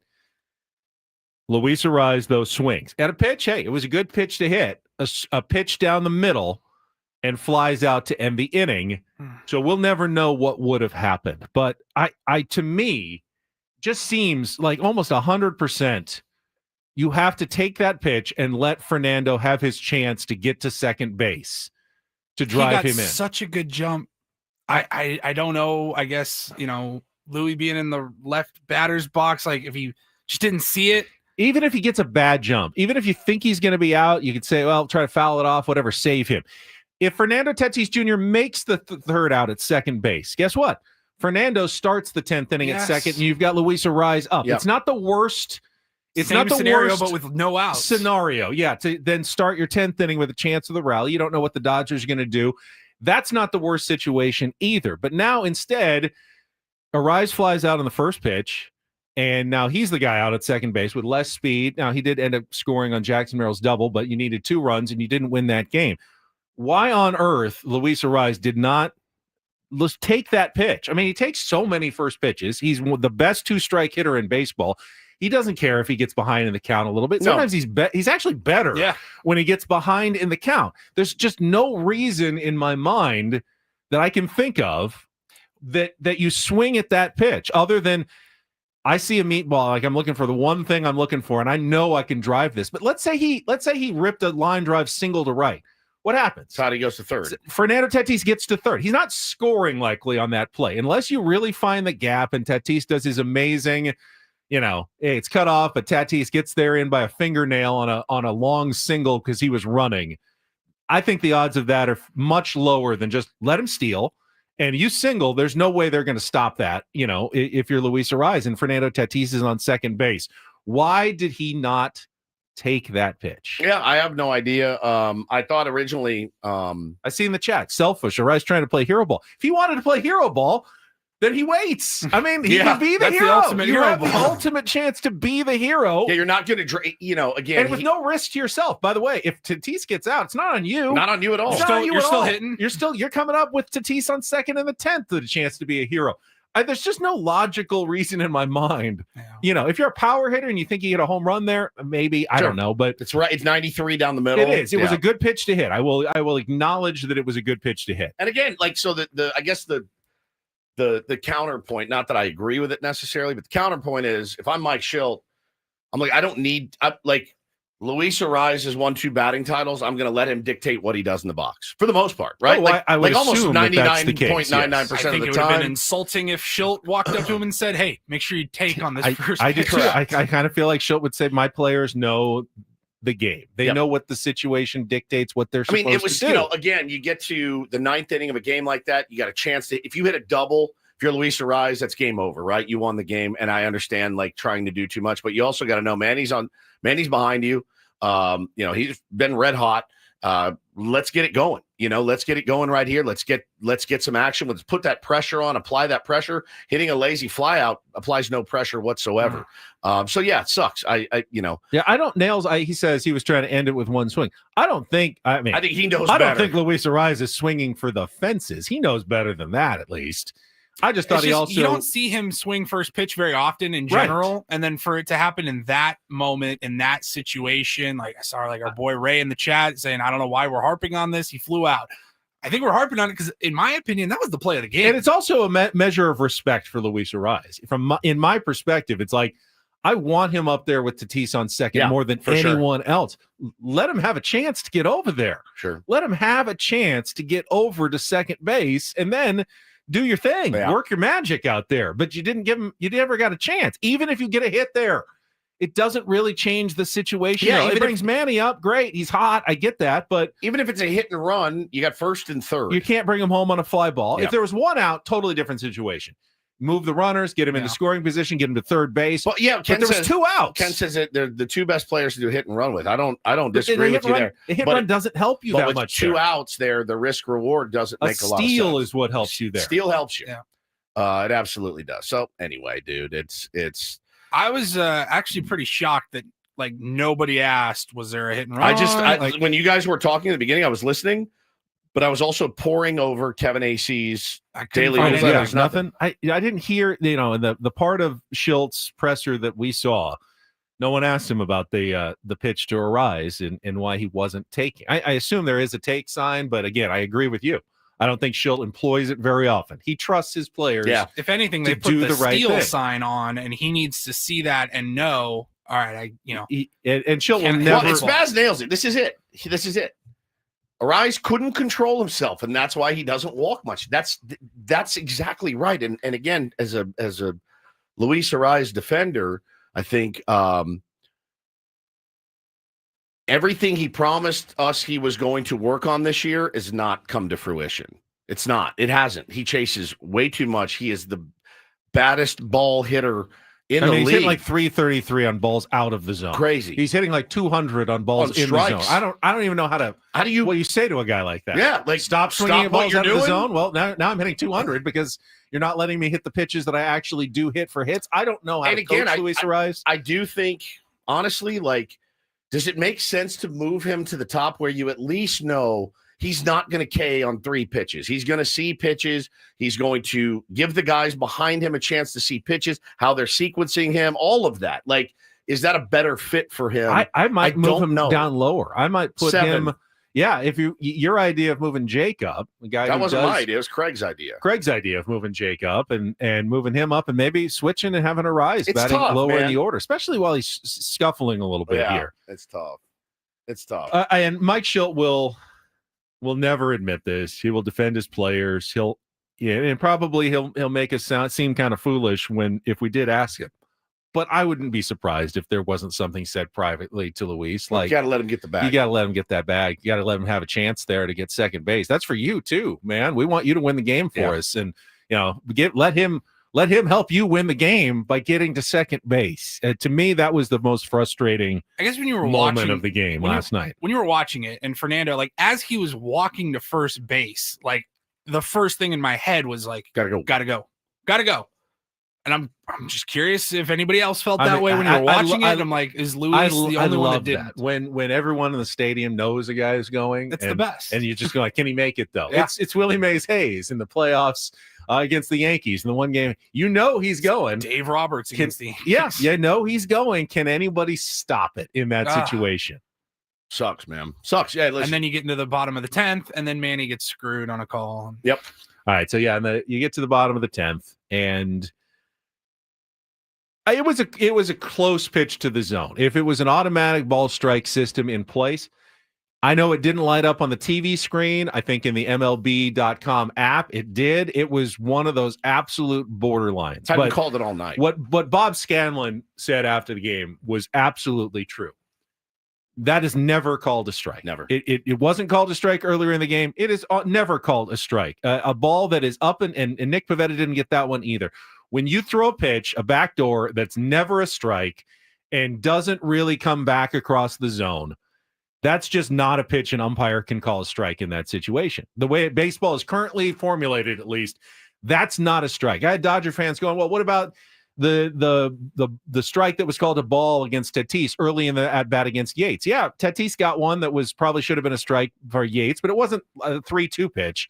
This was a 3-2 pitch that didn't even look like a strike. Manny shouldn't have swung at that. No, honestly, no. People who say you should have Can't protected do anything with that's not a pitch you swing at because it's a ball. It's always called a ball, and that was a big mistake by umpire Mike Estabrook. That up and away to a righty from a Don't lefty, swing at it's that. never. Swing at that. Take your chances that 99 times out of 100, a good umpire is going to make the correct call of a ball. You don't protect. If you try to swing at that 100 times to foul it off, you're making it out 70, 80, 90 times. You let it go, you're walking 99 times out of 100. Manny did the right thing. Yeah. Umpire absolutely screwed him in that situation. Now, first and second, Jackson coming up. He hits a double. Manny might score there. It's a different game, but credit to Mike Schilt. He didn't blame the umpires. He had plenty of other opportunities for them to win, but that was a ball that has to be called a ball. Any quality umpire making the correct decision. I would imagine Mike Estabrook's looking back and goes, I blew that one. That was not a strike. And then the umpire cam of Manny arguing. It's great. I hated umpire cam the entire game until that moment. Yeah. And then it was the best use of umpire cam I have ever seen. He is in his grill. CR in the chat says, I love you guys. You're out of your mind. 3-time batting champ sees the pitch to hit. Simple. I that was kind of my counterpoint. That being said, it was 3-time batting champ who almost never hits extra bases, and you can't win the game on an extra base. Correct. Like without an extra base hit. Yeah. 3-time batting champ knows if he gets the second, I can win this game with a single. Just to float one out there. It was not. He didn't have to. He wasn't in protect mode or anything like that. He wasn't trying to foul a pitch off. If it's any other inning and you're looking for a big inning, keep the line going. Yep. Hey, get Manny up, chance to hit a 3-run home run. No problem. You need one run to win the game. It is over. It's a very unique situation, but in that unique situation, I think you have to take that pitch. Got to take that pitch, and then you can win the game. We see that statue take that we talk about all the time. We see it all the time from him. First pitch just stands there, and you're like, this was the moment we decided not to do that? I don't know. It didn't make any sense to me. Yeah. I was scratching my head all night after that. Yeah, it's a bummer. It's a tough loss. Absolutely a tough foul. You got to flush it. You got to move on and go out and try to win a bullpen game today against the Dodgers, who have some pretty nasty dudes in their pen. You're gonna have to figure out how to construct the lineup, how to find the lanes. Dylan Cease has to go out and earn his money today. He has to. This is why he's here. Dylan Cease has to go out and shove. Last time Dylan Cease faced a Dodgers bullpen game, it did not go well. No. Now he was pitching on 3 days rest. None of it's gone well. But did not go well the last time. It's funny because you dread a bullpen game. When it's your team throwing a bullpen game, you always go, oh no, we got a bullpen game today against their ace. Somehow the other way around seems to, when it's the Dodgers doing a bullpen game, you actually worry about it more. Dustin May was probably the nastiest starting pitcher, at least they're going to face in this series. They got to him. They finally got to a starting pitcher early. It's too bad Nick Pivetta struggled as mightily as he did. Love what Nick Pivetta has done so far. He is a gamer, and he pitches so well with that extra adrenaline. I thought not going to be a I think problem it against hurt- the I think it Dodgers, hurt but him last it night. may have hurt him a little bit last night. I agree. Oh, frustrating. You know, I don't know that Nick Pivetta can get more amped up than he already was. Yeah. And he's facing a really, really No good doubt. They're a lineup. good team. You know, the Milwaukee Brewers hot, you know, their lineup is Dude, it's nothing easier to compared to the Dodgers navigate. lineup. It's easier to navigate the Sal Freliks Of course. and the Chad Durbins of the world than it is the Shohei. There's no Mookie, other Freddie. lineup in baseball like No. the Dodgers lineup. No question. It is the deepest, most terrifying. I mean, at the top, we know how good it is, but it doesn't really let up. Teoscar's struggling. He was the only guy who went 0 for Still yesterday, scares the but crap out of you. still can. Any one of those guys in that lineup can damage you in a big way at any time. Yeah, And the only lineup in baseball that they can say that. and you played like absolute ass, and you lost by 1 run, and you went to extra. So use it, build on it, whatever. Dylan Cease has got to, bro. He's got it's gut check time for Dylan Cease today. You need to win. You need to win. I know it's June, but it's a division game against your rivals, whatever. You got to go out and shove today. And they're throwing a bullpen game at you. This is where you earn your money today, Dylan Cease. 7, 8, whatever it may be. You got to shut these guys down as best you can. Defense has to play better. They have to. Yeah, if the Padres want to get where they want to go, they're going to need more from Dylan Cease. Bro, 1-5, 4.72 ERA. Paulie wrote on our notes here. The Padres are 5-5 in his last 10 starts. Honestly, I'm surprised. It's better than I thought. Feels like they just don't win any Dylan Cease starts lately. That's the grit squad coming through Yeah. in those 5 wins, man. It's certainly not anything Dylan Cease has done. So he's got to be better, man. He does. He's got to be better today. And again, hey, man, tough order. But these are the guys that you're going to have to go through if you ever want to hoist a World Series trophy. You're going to have to get through these guys. And you've done it. We've seen it happen. You can do it. You damn near did it last night playing a terrible game. And you did it with guys like Tyler Wade coming through for 3 RBI, right? You can do it. They're beatable. They're absolutely beatable. But when you're quote unquote ace with the best stuff potentially in baseball sometimes is what? 1-5 with a 4.79? That's not going to get it done. Nobody's going to win like that. Before everyone wants to hit the panic button, Padres lose. But at this time, what are they? 9 games above 500? Yeah. At this time last year, they were 35-35 on June 10th, and they were about to lose 5 of their next 7. So about to fall 3 games under 500. So they're still much better off than they were at this time last year. With a when healthier, they won 93 games. They had a healthier roster at this pitching point. rotation, Yep. yeah. And So they've been doing this tough stretch of games without King, without Darvish, and Cease, and really without an effective Cease. And they're trying to tread water. That's what we said when it started. So far, so good. They've gone Giants, Brewers, Dodgers, 3 playoff contenders. They've gone 4-4 in those first 8 games. They've treaded water successfully so far. Can they keep it going? It's only going to get harder. It's just hard because you don't see a 10-game winning streak in this team. No, you don't see it. You don't need as long as you don't give a ton up. Correct. That's why you have to keep treading water. Yep. All right, we've got Don't Do This is coming up next. We'll take a quick timeout. Then we will come back. I think we need to talk about one of the greatest catches I've ever seen. No question. Do this in our next segment. I mean, and what is wrong with catch probability? You've got to be kidding me. The whole thing needs to be abolished. That is today. coming up next with Ben and Woods after a check of traffic here on 97.3 The Fan. Quickly, gang, let me tell you about QC Kinetics and the great work that they're doing right now. Obviously, the big focus in America today is on your health. You're determined to look beyond pills, steroids, surgery to feel your best. So if you're in pain, you woke up this morning with joint pain. I mean, it's probably a lot of you that did. I know a lot of us do every day. You've done everything they've told you to do. The pain comes back. Look, don't give up. Call QC Kinetics today. Not quick fixes there. Revolutionary treatments that work to give your body long-term relief. You'll meet face-to-face with the QC Kinetics medical team. They'll explain how their regenerative treatments take your body's own healing power. They help heal and restore your damaged tissue. Well-respected protocols that include potent and powerful cellular level treatments. I've done it. I would not tell you to do it if I haven't done it myself, and that it works. It works. It has changed my life completely. QC Kinetics has helped tens of thousands of people like me right here in San Diego. They'll be honored to help you as well. Call them today. Find out if you're a good candidate. Consultation is free. 619-614-PAIN. 619-614-PAIN. Once again, 619-614-PAIN. It's QC Kinetics.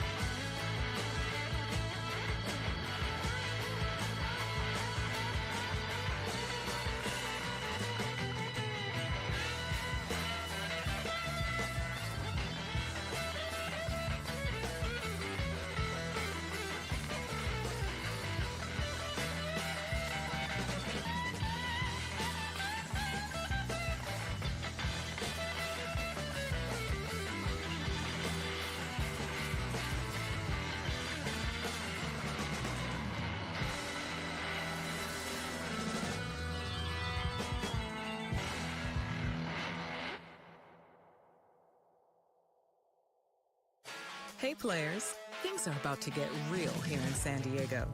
Introducing the all-new Hamul Casino Resort. With a 200-room hotel tower, exciting new eats and drinks, plenty of new places to play, and a luxe spa and salon. Hello, rooftop pool and deck. It's where players can play their hearts out and enjoy all the perks that come with it. It gets real this summer at the all-new Hamul Casino Resort, the players' place.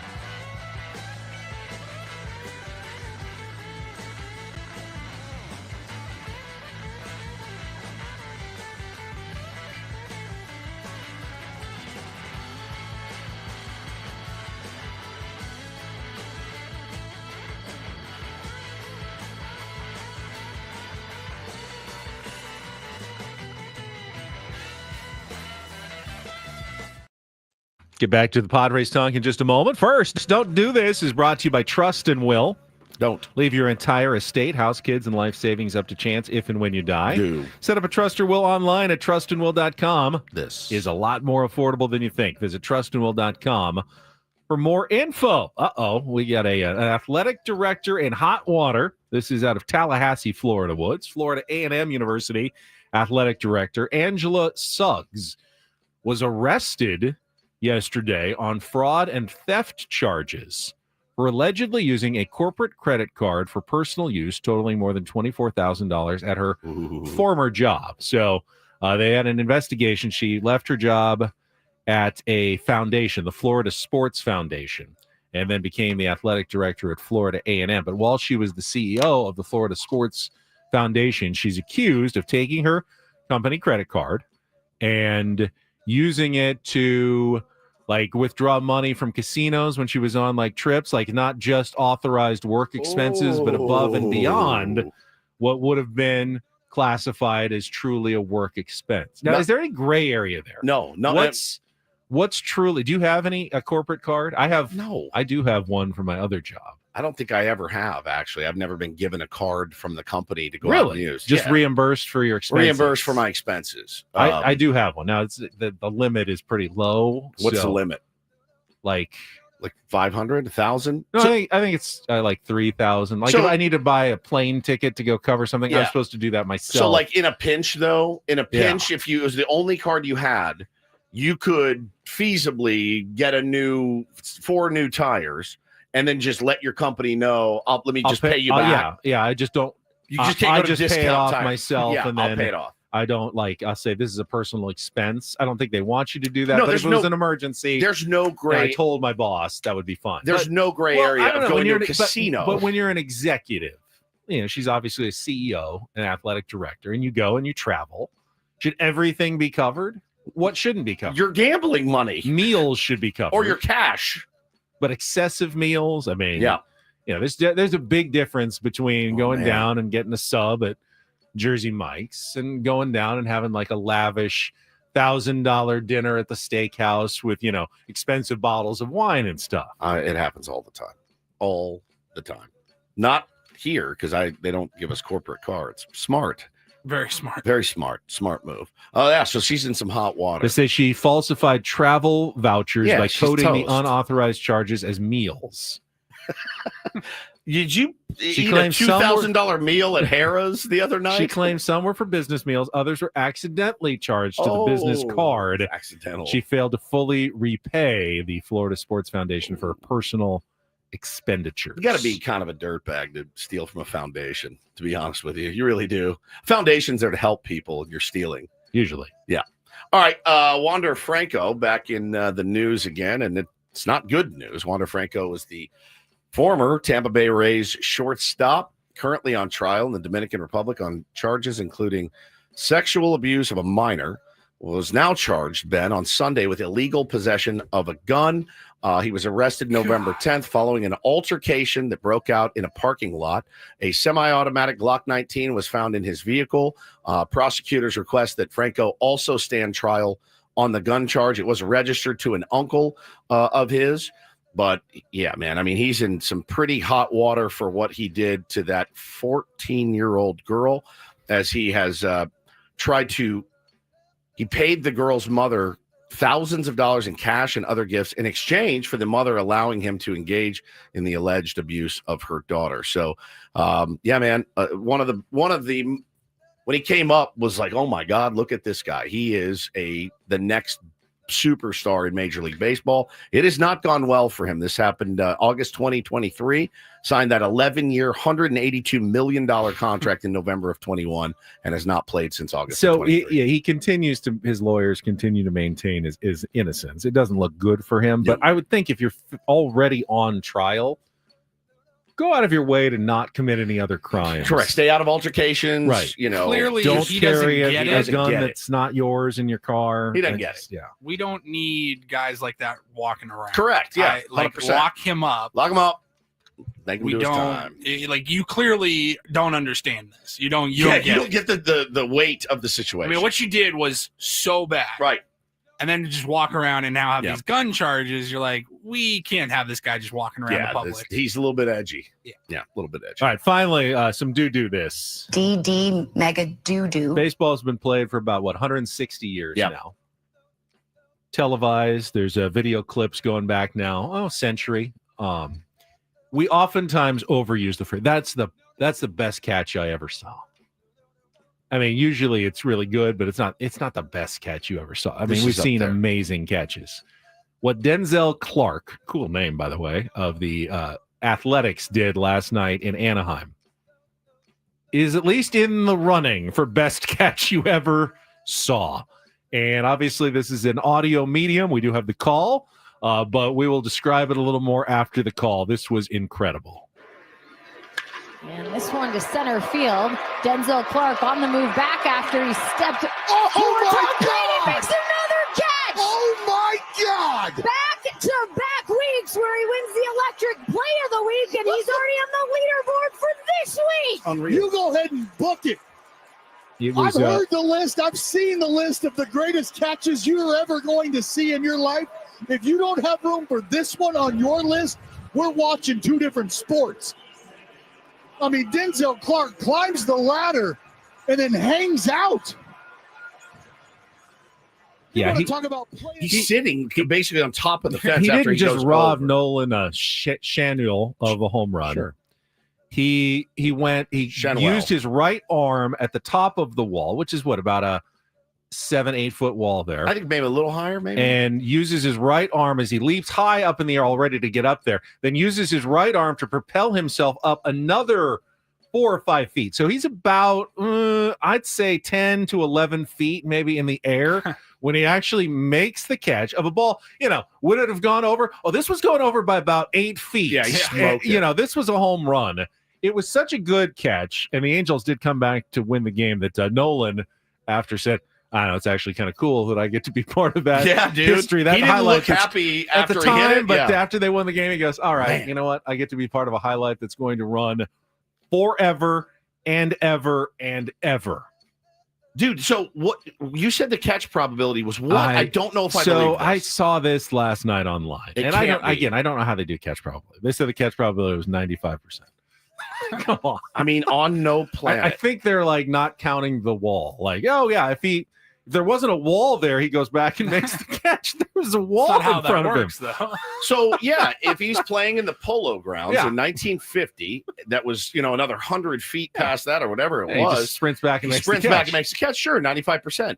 I'm gonna assume on catch probability you need to factor in the 10-foot wall, 8-foot wall, 9-foot wall. I don't whatever. think they do though. So. I just don't know, man. Like if that's 95%, that means I could take Denzel Clark out there, throw him the same ball, have the same ball. You're telling me he's going to catch it 95 times out of 100? No. Like maybe 3 times. It was astounding, and I watched it 100 times. It was really, really good. And that is don't and do this for a Tuesday. That was Don't Do This with Ben and Woods on 97.3 The Fan. All right, if you've got some more thoughts on the Padres and the Royals, or not the Royals, we have Padres Royals tickets to give away. If you got more thoughts on the if you're a Padres, Royals fan, you want to talk Royals, Dodgers, that's fine. We also have some injury updates, not necessarily great news for the Padres starting pitchers. I'm so concerned with this, man. Yeah. I can't even tell you how concerned I am. I'm so I'm just it's so dire, I think. It's well, it's not encouraging at the very least. We'll get to that coming up next with Ben and Woods on 97.3 The Fan.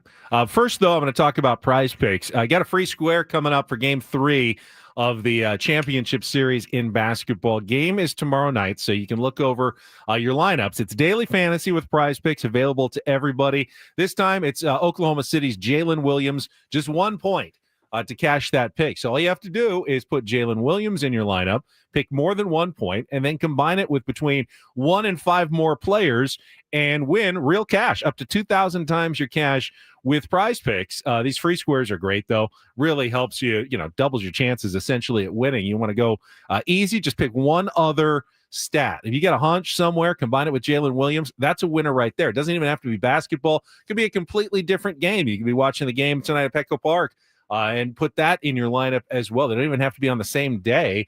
You got some hunches, put together your lineups and win real cash with Prize Picks. When you download the app to get started, use our code KWFN. You're going to get $50 instantly when you play your first $5 lineup. That's $50 instantly when you play your first $5 lineup with Prize Picks. Use the code KWFN and make sure you take advantage of special squares like Jalen Williams, 1 point. Just pick more, and you're already halfway to a win right there with Prize Picks. Check it out today. Run your game with Prize Picks. Must be present in certain states. Visit prizepicks.com for details.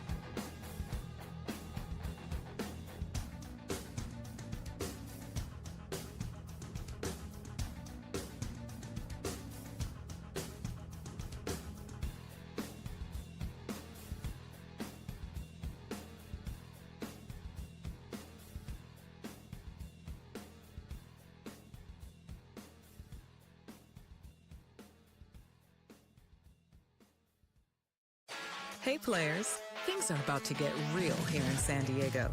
Introducing the all-new Jamul Casino Resort. With a 200-room hotel tower, exciting new eats and drinks, plenty of new places to play, and a luxe spa and salon. Hello, rooftop pool and deck. It's where players can play their hearts out and enjoy all the perks that come with it. It gets real this summer at the all-new Jamul Casino Resort, the players' place.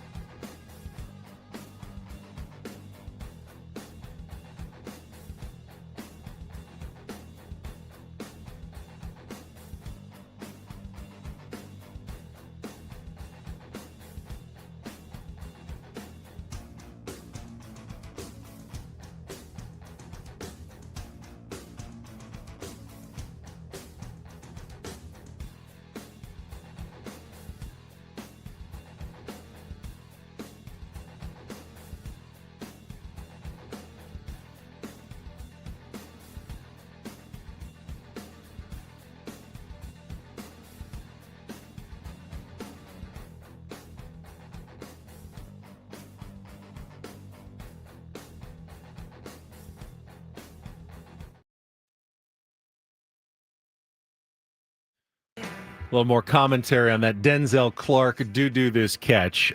Torrey Hunter, who knows a thing or two, says this has to be one of the best catches I've ever seen, and I've seen my share of home run robberies. That was really, really even good. baseball players were in awe of that catch last night. Welcome back. Ben and Woods here with you on a Tuesday morning, obviously talking about the disappointing, tough 8-7, 10-inning loss. Third straight Monday that the Padres have gone extra innings. Really starting our week with these long days for the San Diego Padres every single week. Not great.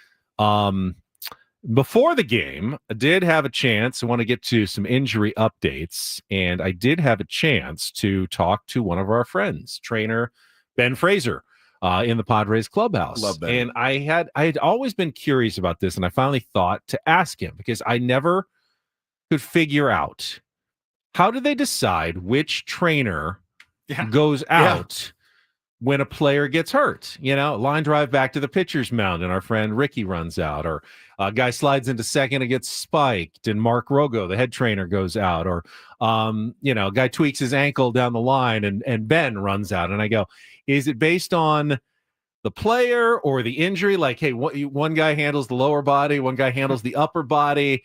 I just couldn't quite figure it out. There was no pattern that I could discern.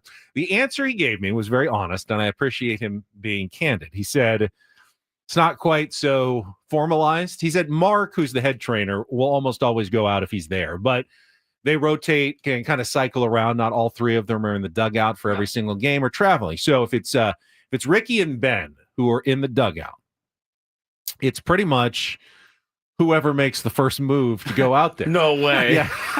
They just look at each Ben other. says he looks at Ricky. Ricky looks at him. And one of them starts taking a step, and usually then Mike Schilt starts yelling, "Get out there!" That's fantastic. Someone's hurt. Boy, get your ass out Just there. get out there. He's hurt. Go. Get out Go, there. boy. So he did say Ricky is bilingual, so if it's more of a Spanish speaker, Yeah. Ricky will take the initiative. But other than that, it's kind of like, is it me? Is it you? Who's going to go? Just someone take the first step and That's go fantastic. Go out to the field and treat one of our guys out there. Did you talk to any players? There weren't many players pre-game in the clubhouse. I got some sound from Jeremiah Estrada. Nice. Who said he was good.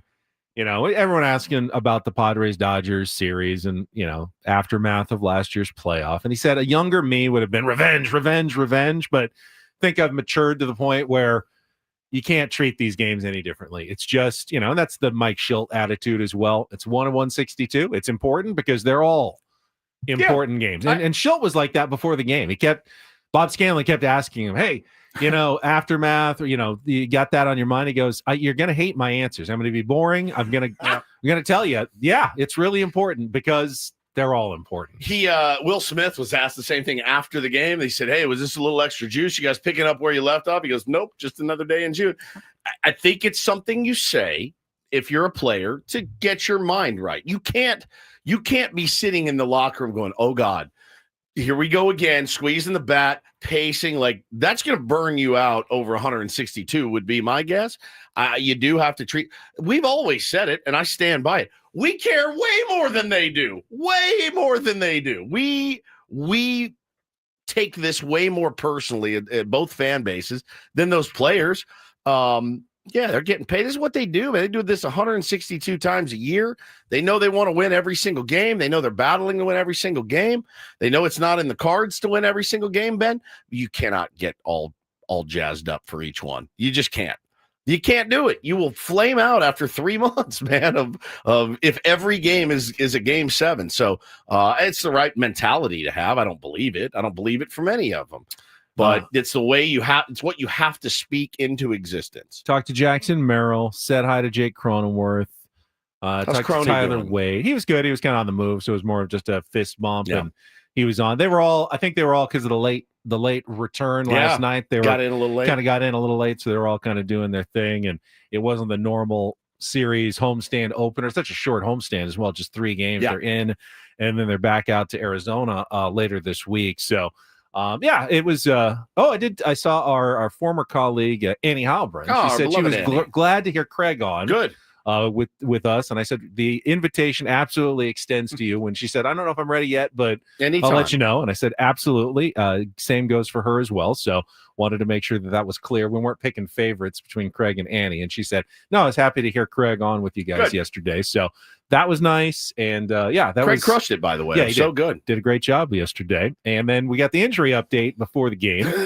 Saw you, Darvish, did 2 innings in the bullpen yesterday, up and down, like 15 pitches each inning. Is he ready tonight or not? I don't think he's ready tonight, but hopefully making the same progress. The more concerning update regarded Michael King, and we will get to that after a check of you almost had it there, but after a check of traffic here on 97.3 The Fan.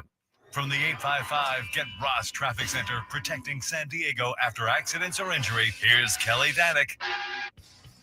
Just a couple things to watch out for, guys. Crash involving a car and a motorcycle, westbound 54, right at the northbound 5 connector. It's over to the right shoulder. And we got this crash on westbound 8, past the 163. It's in the center divide. Looks like that is in the clearing stage. Get so much more with the new T-Pain Munchie meal at Jack in the Box, including your choice of burger or chicken tater melt, plus curly fries, a taco, drink, and new stuffed cookie. Auto-tune not included. I'm Kelly Danick with Ben & Woods, San Diego's #1 sports station, 97.3 The Fan. So when Mike King first... Mike King. Michael Schilt and Mike King. They're both Michaels, honestly. Why can't he be Mike King? I've never heard him called... Hey, boy. I'm sure some people call him Mike, right? He's Mike King. Probably.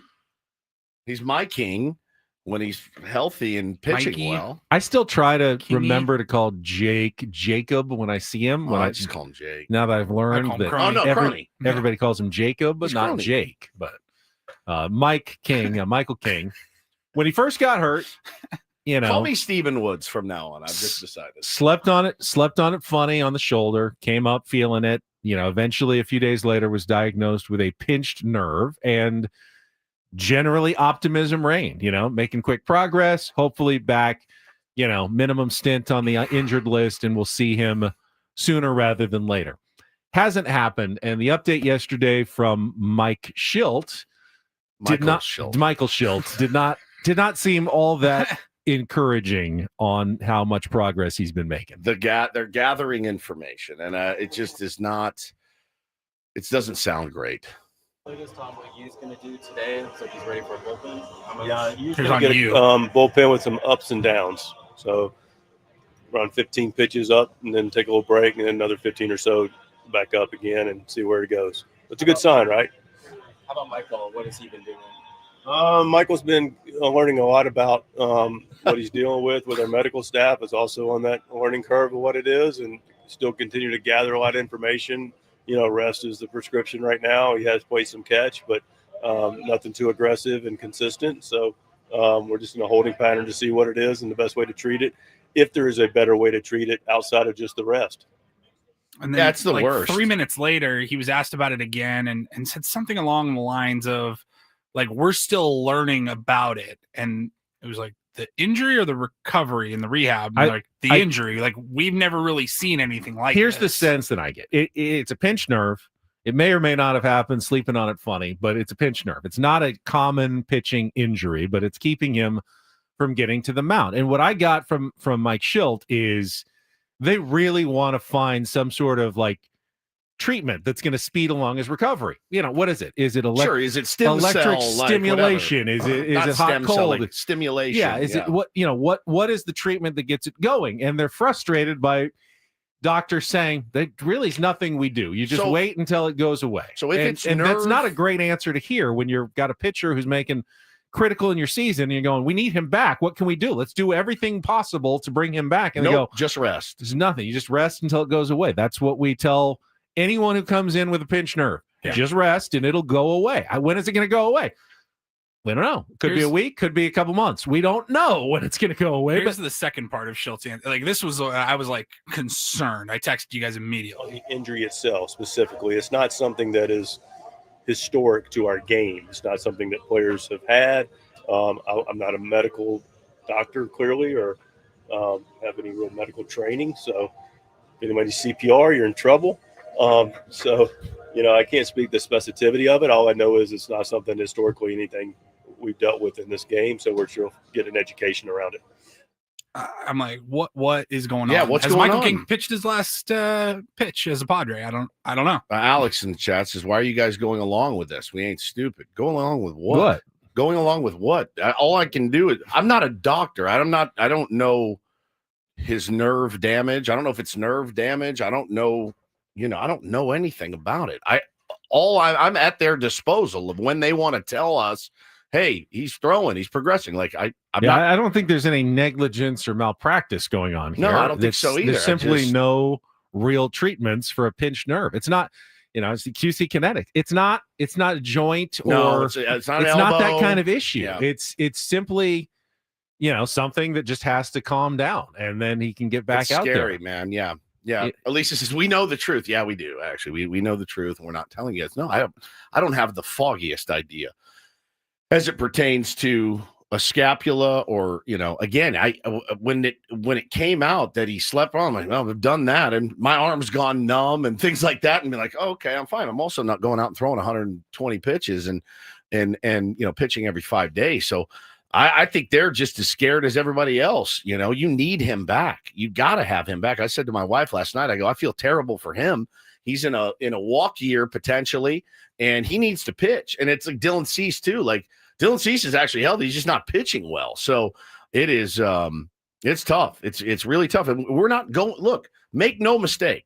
We're going nowhere without Michael King this season. Nowhere. There's nowhere. We're going nowhere. He is a must-have. We're not going anywhere. Yeah, we're not going anywhere without Michael King back in this rotation. Now, you will not get through the rest of the season, Ben, with... Could it end up being a positive? Gets a little break and then is strong at the end of the season? I mean, this is a Dodgers strategy now to try to, I don't think they're doing it on purpose, but it could end up, very beneficial. Michael saves a month or so on his arm, month and a half on his arm. And then comes back strong, and he's great in the playoffs. It could be just fine. They just don't know what's how to speed up the recovery. Yeah, I promise you, I don't. All I can do is take them at their word that they also, when their word is, we also have no idea. I kind of tend to believe that. All right, we'll not come back. though. I have gifts from Jesse Agler for all of us coming up next year on The Fan.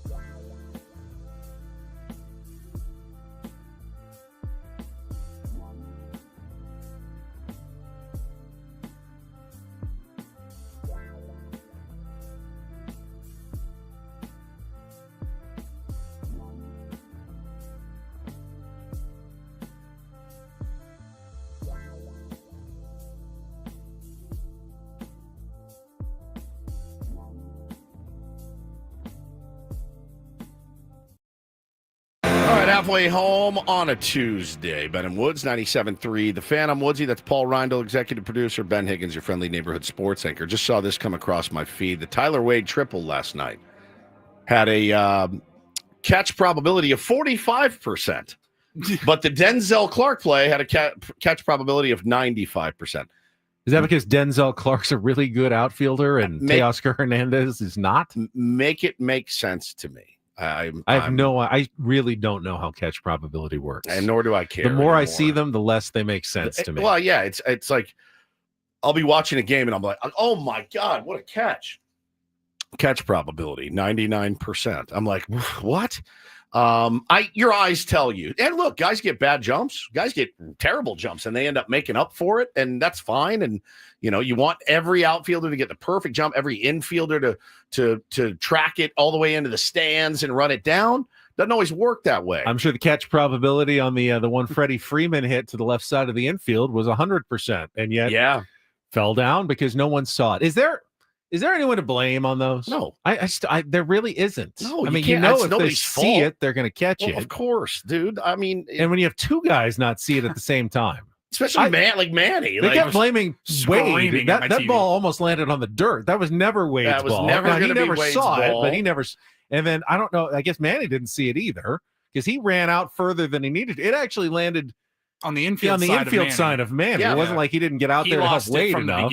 Neither of them ever had it. It was just that weird time of night. Unfortunate, but it's maybe the worst feeling in all of sports is you don't do anything wrong, is what I'm saying. No, you're playing, you watch, the ball is hit, and you go, didn't see it. It's crazy. Like, that's not an error. No, it's not an error. No, on a sunny day, I mean, there's things you can do. Sunglasses, shield your eyes. They have techniques to try to minimize losing a ball in the sun, but there's no technique to not lose the ball in twilight. When the ball just blends in with the color of the sky and you don't see it, there's nothing you can do to re-find it. I don't know. I really don't know how outfielders in the big leagues, let's say you're playing center field, and the hitter has a batter's eye and it's blacked out, right? It's blacked out batter's eye, or it's green or whatever. When you're playing center field, you're looking at 10,000 fans all in different colored shirts. And the ball comes flying out. Yeah, it gets up into the blue sky, and you can usually pick it up and you get a good jump. You read it off the bat, whatever. You have really good vision. I don't know how they do it. I really don't. I mean, I played right field a couple of weeks ago, and there wasn't really anybody in the stands. And I'm like, I can't see that. I cannot see that baseball off the bat. I have no idea. Unless it gets up in the air, I got no chance. I wonder if more of a twilight situation. Yeah.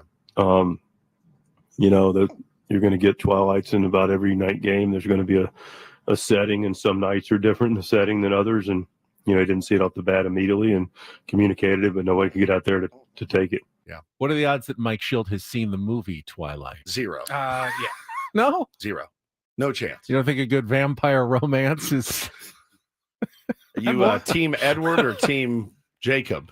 I love I'm Edward. I love Jacob. I'm totally Edward. I didn't watch any of them. Really? I watched them. Oh, I watched them. Yeah, I liked it.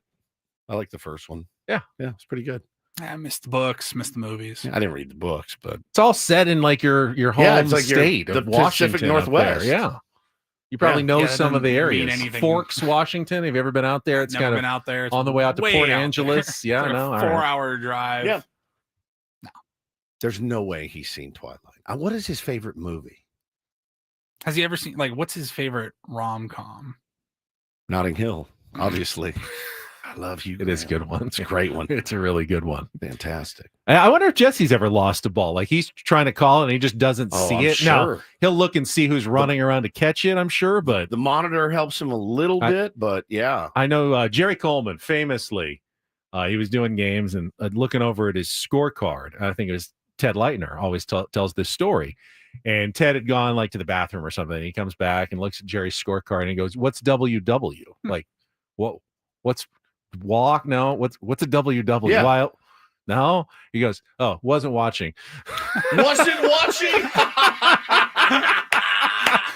He had a whole symbol for it. I wasn't watching. Missed it entirely. MIE. That's a WW. Yeah. What did he do in the third? WW. Yeah, I wasn't watching. Yeah, it's it's a long season. It's a long season. Those were some bad teams back then too. It wasn't this exciting brand of Padres baseball that we are accustomed Well, to. speaking of Jesse Agler, he's going to join us coming up at the bottom of the hour. But before that, I ran into him yesterday, and he said, Ben, I've got something for you. I have gifts for the Ben and Woods So excited. What an program. Come by the booth and pick it up. So I did, and here it is. I've got a nice little gray gift bag. Yep. It says Well Spa on it, but he may have just picked Spa. up the bag, and he's got gifts in here for all of Yeah, us. it's all So spa treatments. Eye creams. here you go, Woods. for One me? for you. Oh, and these are yeah. all the same, but I think there's something else in the bottom. You son And of then a- one for me. And then, and let's see what we got here. You son of. Look Oh at my you. God, I'm so excited for this. Got a brand new coffee mug from the Fister. Amazing. Look at that. Ooh, it's a nice That's one. a really too. nice That is mug. a beautiful It's got mug, like the Jesse. what do you call And- this on the outside, Paulie? Like people do it to their cars. And just to make sure that we Like a don't mat. leave a coffee stain or ring on the table, we have a Fister coaster. Coaster. As well. That is so Fister? thoughtful Yeah, of absolutely. Jesse. Crazy. It was a beautiful mug. Look at that. Outstanding. Very This gorgeous. is a really nice mug. This is like, this is What a guy. This is solid. This is a solid. I needed a new coffee mug so badly, and now I have one, and it's from the Fister. What a Fister? sweet. Yeah, absolutely. Who has Paulie? Who has the best coffee mugs around? Fister? Yeah, absolutely. 100%. They're known for their coffee. They're great gift shop coffee mugs. What a mensch he is. What an absolute mensch Jesse Agler It's is. too bad there's no professional sports teams in Bangor, Maine.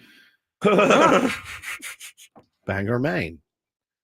Absolutely. Bangor? Is that how they say it? Or they say banger? Bangor, Maine. Bangor, Maine. Mister? Absolutely. I think that's number one of my favorite drops. Yeah. I don't think anything gets better than that. Fister? Yeah, absolutely. So good. And it's spelled Pfister. I often during our show, I like to put myself sometimes behind the wheel of a car. It's your first time tuning in. You're Yeah. kind of flipping around, and You're you like, hear "Excuse that, me?" and you go, "You're like, you're not an OG. Like, yeah, you don't know the context. And Right. You're just like, what in the hell is going on this radio Yeah, show?" what is Fister? that? Yeah, absolutely. Yeah. Again, the context.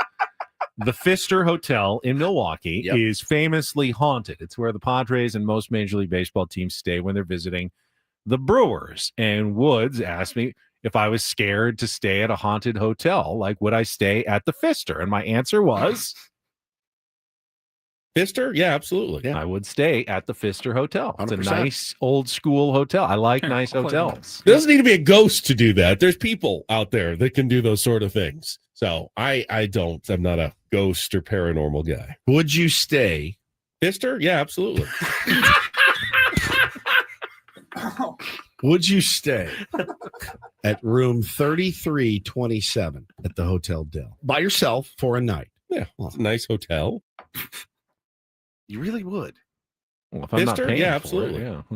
You'd stay at in the haunted room. I'm not going to pay extra for the haunted room, but yeah, no. If that's the one, hey, we're giving you a All right, comp I room gotta- at a nice hotel. Okay. One caveat: it's known to be haunted. Okay. Give me a free room at a 5-star hotel. Yeah, I'm taking advantage of that. I got another question for both of you guys. I'm reading a book right now. Do you guys know the story of Sid and Nancy? Sid Vicious, Nancy Spungen. Not really. Sid- I don't know the details. Sid Vicious was in the Sex Pistols, Mhm. seminal punk band, and was arrested for murder. He murdered Nancy Spungen in their hotel room. They were really they were junkies, the whole bit. I'm reading a book right now about the murder of Nancy Spungen, and it was at the Chelsea Hotel in New York City. And the book is it's outstanding. I wish I remembered the name. It's really, really good. I think it's called Room 1, and they were staying in Room 1.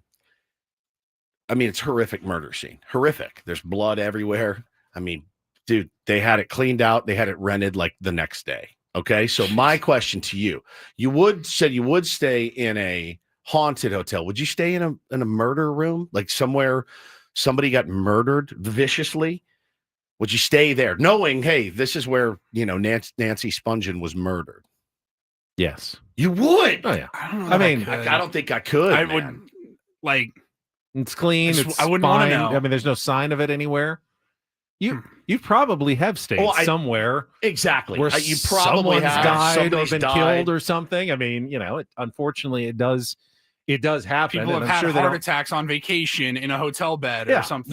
they don't put a sign on front of the door. Hey, room 432 at the Marriott. It's the murder room. By the way, 2 people died in this room. Under suspicious circumstances. They don't tell you. You just stay in the hotel room. A hotel room's a hotel room. But again, if you knew, like, oh, this is the room that the room didn't kill her. No, but I mean, you would stay there knowing there was like a brutal murder there. So you have no problem like staying at OJ's old house or at the condo in Brentwood.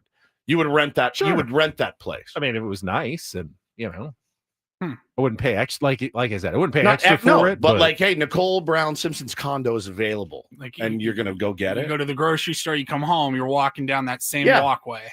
I lived right there when I was growing up, right around the corner, so Man. I know exactly where that is. I'm gonna find this book for you guys. It's like First 3 years of my life. the book is called Room 100. Sorry, Room 100, not Room 1.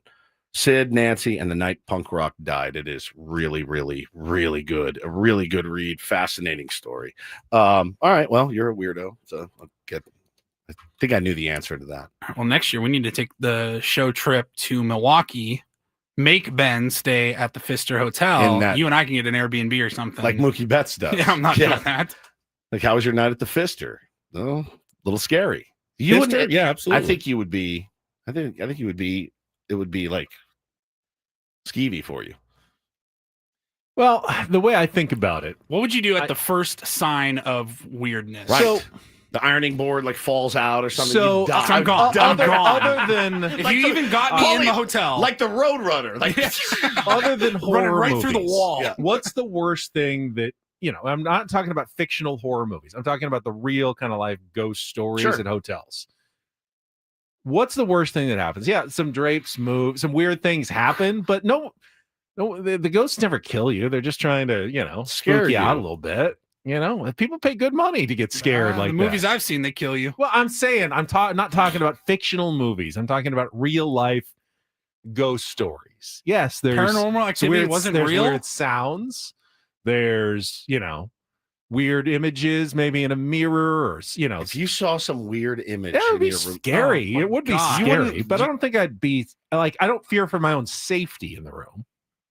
Bro, you never see me again. I'll Never. be like, I gotta make some changes. Yeah, through the wall, I would go through the I'm wall. like the Kool-Aid man. Yeah, right through it. I mean, was I a little creeped out when you put me in the room with the weird baby picture at the Airbnb?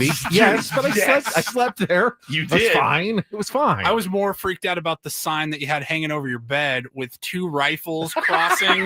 No, and it it's said two we- Colt 45s. 2 Colt 45s that said, "We don't call 911 here." That freaked me out way more than the baby picture. There was also Airbnb or a Verbo. The baby picture was way There was worse. also a gun safe in the office area, Yeah, which it was huge. terrifying. It was huge. And the owner of the Airbnb kept messaging us that whole week. Hey, can you leave some autographed baseballs for me? Thanks. Yeah, he was like, "You guys are in for a radio show. Great. I would like Fernando Tatis Jr., Manny Machado." At that time, Will Myers. I was like, "What do you just leave them in the drawer of the desk? I'll grab them Yeah, later." I'm like, hey, what? I'm not seeing any discount on my. Now you want to? We couldn't go in and ask for autographs. We get in trouble, right? But if we did, if they said, "Oh, I'll give you the room for free, you get us a couple autograph balls," but no, there was like, no, just while you're down there at spring training, grab me a few signatures. Priceless. People really just ask for stuff. You guys got any extra tickets laying around? Yeah, stacks. I got coach. What do you need? Coachella wristbands? You need stagecoach? What do you need? I got you. I got stacks of them in here. You want me to just mail them out to you? Send me a self-addressed stamped envelope. I'll send them right out. I just found that picture of the frame in Ben's picture It's bedroom. It's I'm gonna put it up on beyond creepy. Old pictures and antiques really skeeve me. I mean, it was like the creepiest looking picture of a baby from like 1910. You hold it up. Hold it up. I'm about to put it up on the. Paulie's gonna put it up on the stream. It was terrifying. And yeah, you slept in there for like 5 nights. Yeah, we were there for the whole week, and I admit, somewhat troubled when I would, open my eyes and look to the wall, and that creepy baby was just kind of staring at Yeah. me the entire week. Yeah, you But can't. nothing bad happened to me. No. I mean, it was fine. The bed was a little short. It wasn't the biggest room. I don't know. Not. I mean, that was my fault for getting there a few hours after you guys did, or whatever it was. We went in there and put like some tissue paper next to your bed.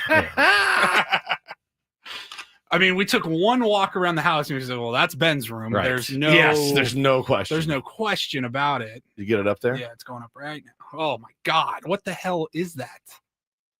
Creepy. I won't see it. Yeah, it's up there. Oh my God. Yeah, and that was staring. If you're laying on your bed, you were staring directly. Yeah, you can sort at of see in the reflection. Yeah, there's the a big door and mirror the also bed. It kind of to reflects watch yourself. and, to watch yourself.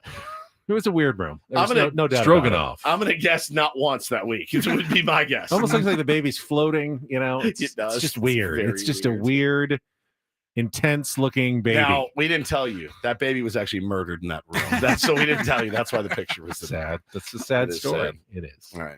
All right, we need a contestant for Take on Woods. If you want to play our game before Jesse joins us, chance to qualify for a trip to Las Vegas in a spa package. 833-288-0973. 833-288-0973. We'll play our game and then play a little incorporator with Jesse Agler. Talk about the it was an entertaining game last night with a disappointing ending for your San Diego Padres. It's all coming up on San Diego's #1 sports station, 97.3 The Fan. First, though, I've got my new coffee mug from the Fister. I can actually put in my coffee from Better Buzz. It's been my place lately. I've been going to Better Buzz coffee locations all over San Diego County. This is the best drink ever that I have, by the way. It's quarter sweet, but it is really delicious. You need to check out their menu. You can go online to their website, check it out, or download the app like I have. Their locations, again, all over the county. If you're on your way to work right now, stop by and check out one of their absolutely great summer special drinks. They got a coconut best drink ever, smooth, sweet, topped with coconut cold cream. There's the coconut matcha. They've got the new bowls, the summer bowls like the Blue Crush Acai Bowl and the OG Deluxe Acai Bowl with real fresh ingredients. Check out their menu today. Go to betterbuzz.com. All the locations. There's one near you right now. Betterbuzz.com. Better Buzz Coffee. It's my new coffee place. Make it yours.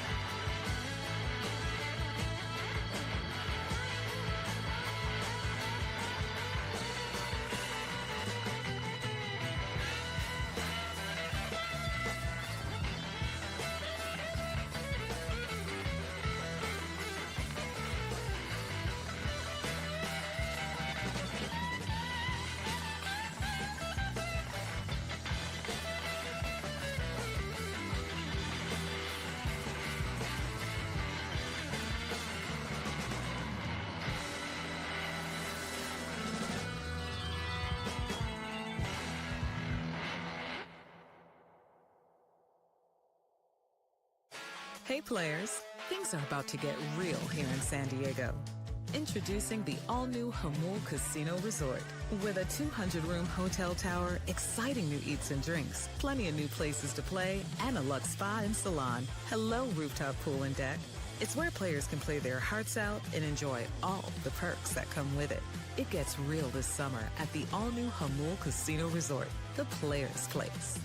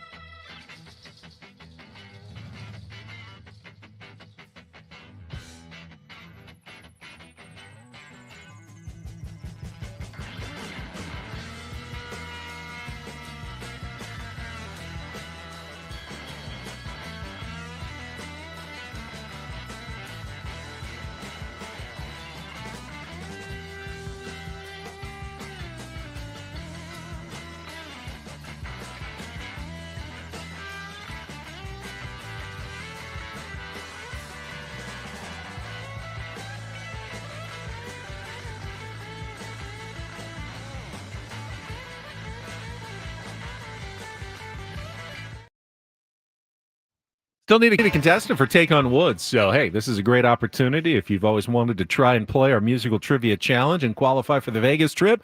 833-288-0973. 833-288-0973. We'll play here in just a couple of minutes. Then Jesse Agler will join us. And we still need to go over some of the other baseball yesterday. You see the brawl in the Stanley Cup Finals Game 3?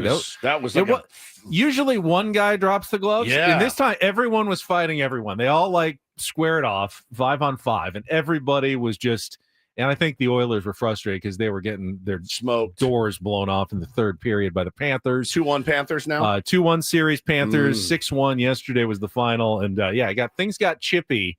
So they're in Florida for games 3 and 4. So they got one more there in Florida. If they win – they'll be on the verge of yet another Stanley Cup title in the Sunshine State. Yeah, the Sunshine State, the real Sunshine State. Not Denver, Colorado, but actually Florida. Allegedly. All right, so we got contestants on the line. Let's get to it. It's time to play Take on Woods.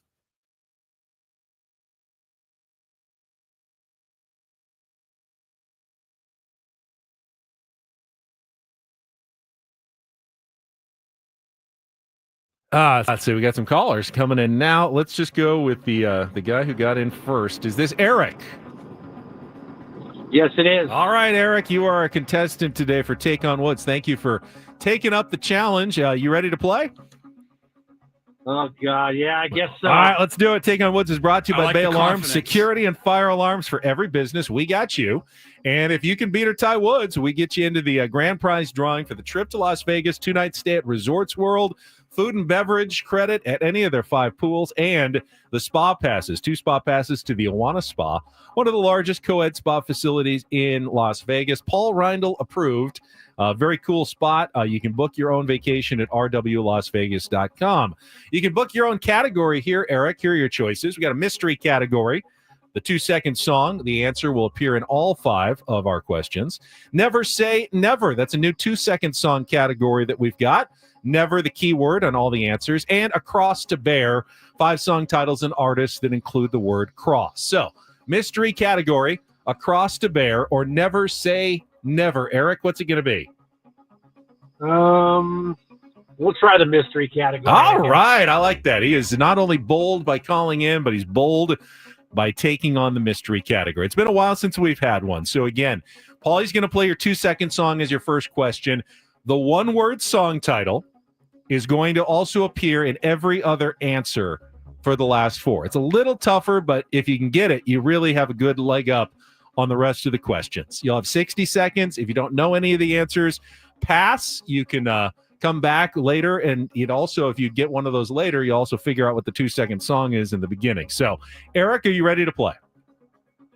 Sure, why not? All right, good luck. Let's put 60 seconds on the clock. Proud of you for your time begins when Paulie plays our music in our mystery category. Good luck. Let's take on Woods.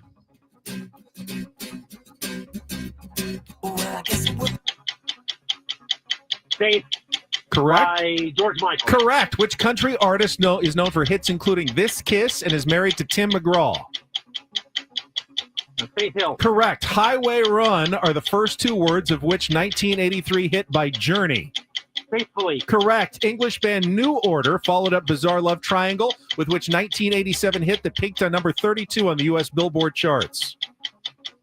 Pass. Sting purposefully never identifies the person or thing he's singing about in which 1993 hit that deals with themes of disillusionment?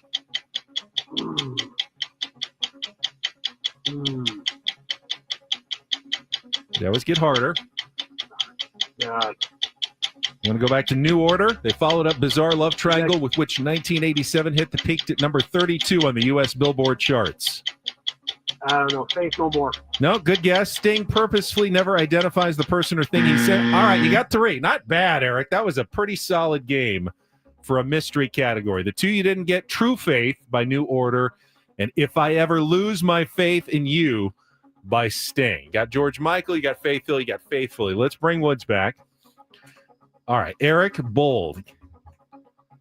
His score is locked in. Woods, it's your turn now. 60 seconds on the clock. Your time begins when Paul plays the music. Good luck. Let's take on Eric.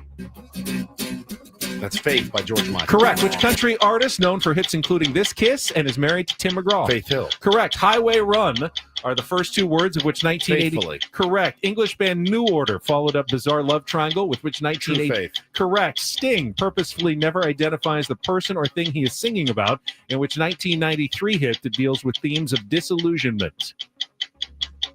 If I Ever Lose My Faith in You. Yeah, 5 for 5, and you win 5-3. Eric, I'm sorry. I applaud you for taking the mystery category. Which faith, obviously, was the key word there. But Woods got you there on all the faith answers. Felt good. Well done. Yeah. I believe we had some Journey references from Jesse Agler when they were in San Francisco. Sure did. And speaking of Journey and Jesse Agler, he is going to join us when we come back with our incorporator. He's back on the radio, which is great this week. We'll get to that coming up in just a couple of minutes after traffic and after Woods and I tell you about Trust and Will. We've had a lot of tier ones who are in our chat who nod every time we talk about Trust and Will because they've had bad experiences. A loved one passes away. They don't have one of those documents, Trust or Will, set up. And it turns into a real headache. And it's not just trying to divide up possessions, but if you end up in probate court, with a trust, the fees, the time that is wasted can be considerable if you don't have that trust set up in advance. Yeah, no question about it, man. It's something that you need to get off your plate. If you got a family, people to leave stuff to, designating where your children go after you pass away in case of an emergency, right? All that is so important. Go to trustandwill.com, use the code FAN, F-A-N, when you check out. You'll get 20% off. Can't beat that. And they'll send you your estate documents for free. Throw them in the desk drawer and forget about 20% off already. Way cheaper than going to a lawyer's office. No billable hours. No time wasted driving somewhere and sitting in a conference room. You do all this from your home, laptop, computer, whatever. And you've got real documents, just the same as someone who pays a high-priced attorney. Why wouldn't you do it? Why would you not do this and just get it off your plate? The peace of mind alone is worth it. Go to trustandwill.com. That's trustandwill.com.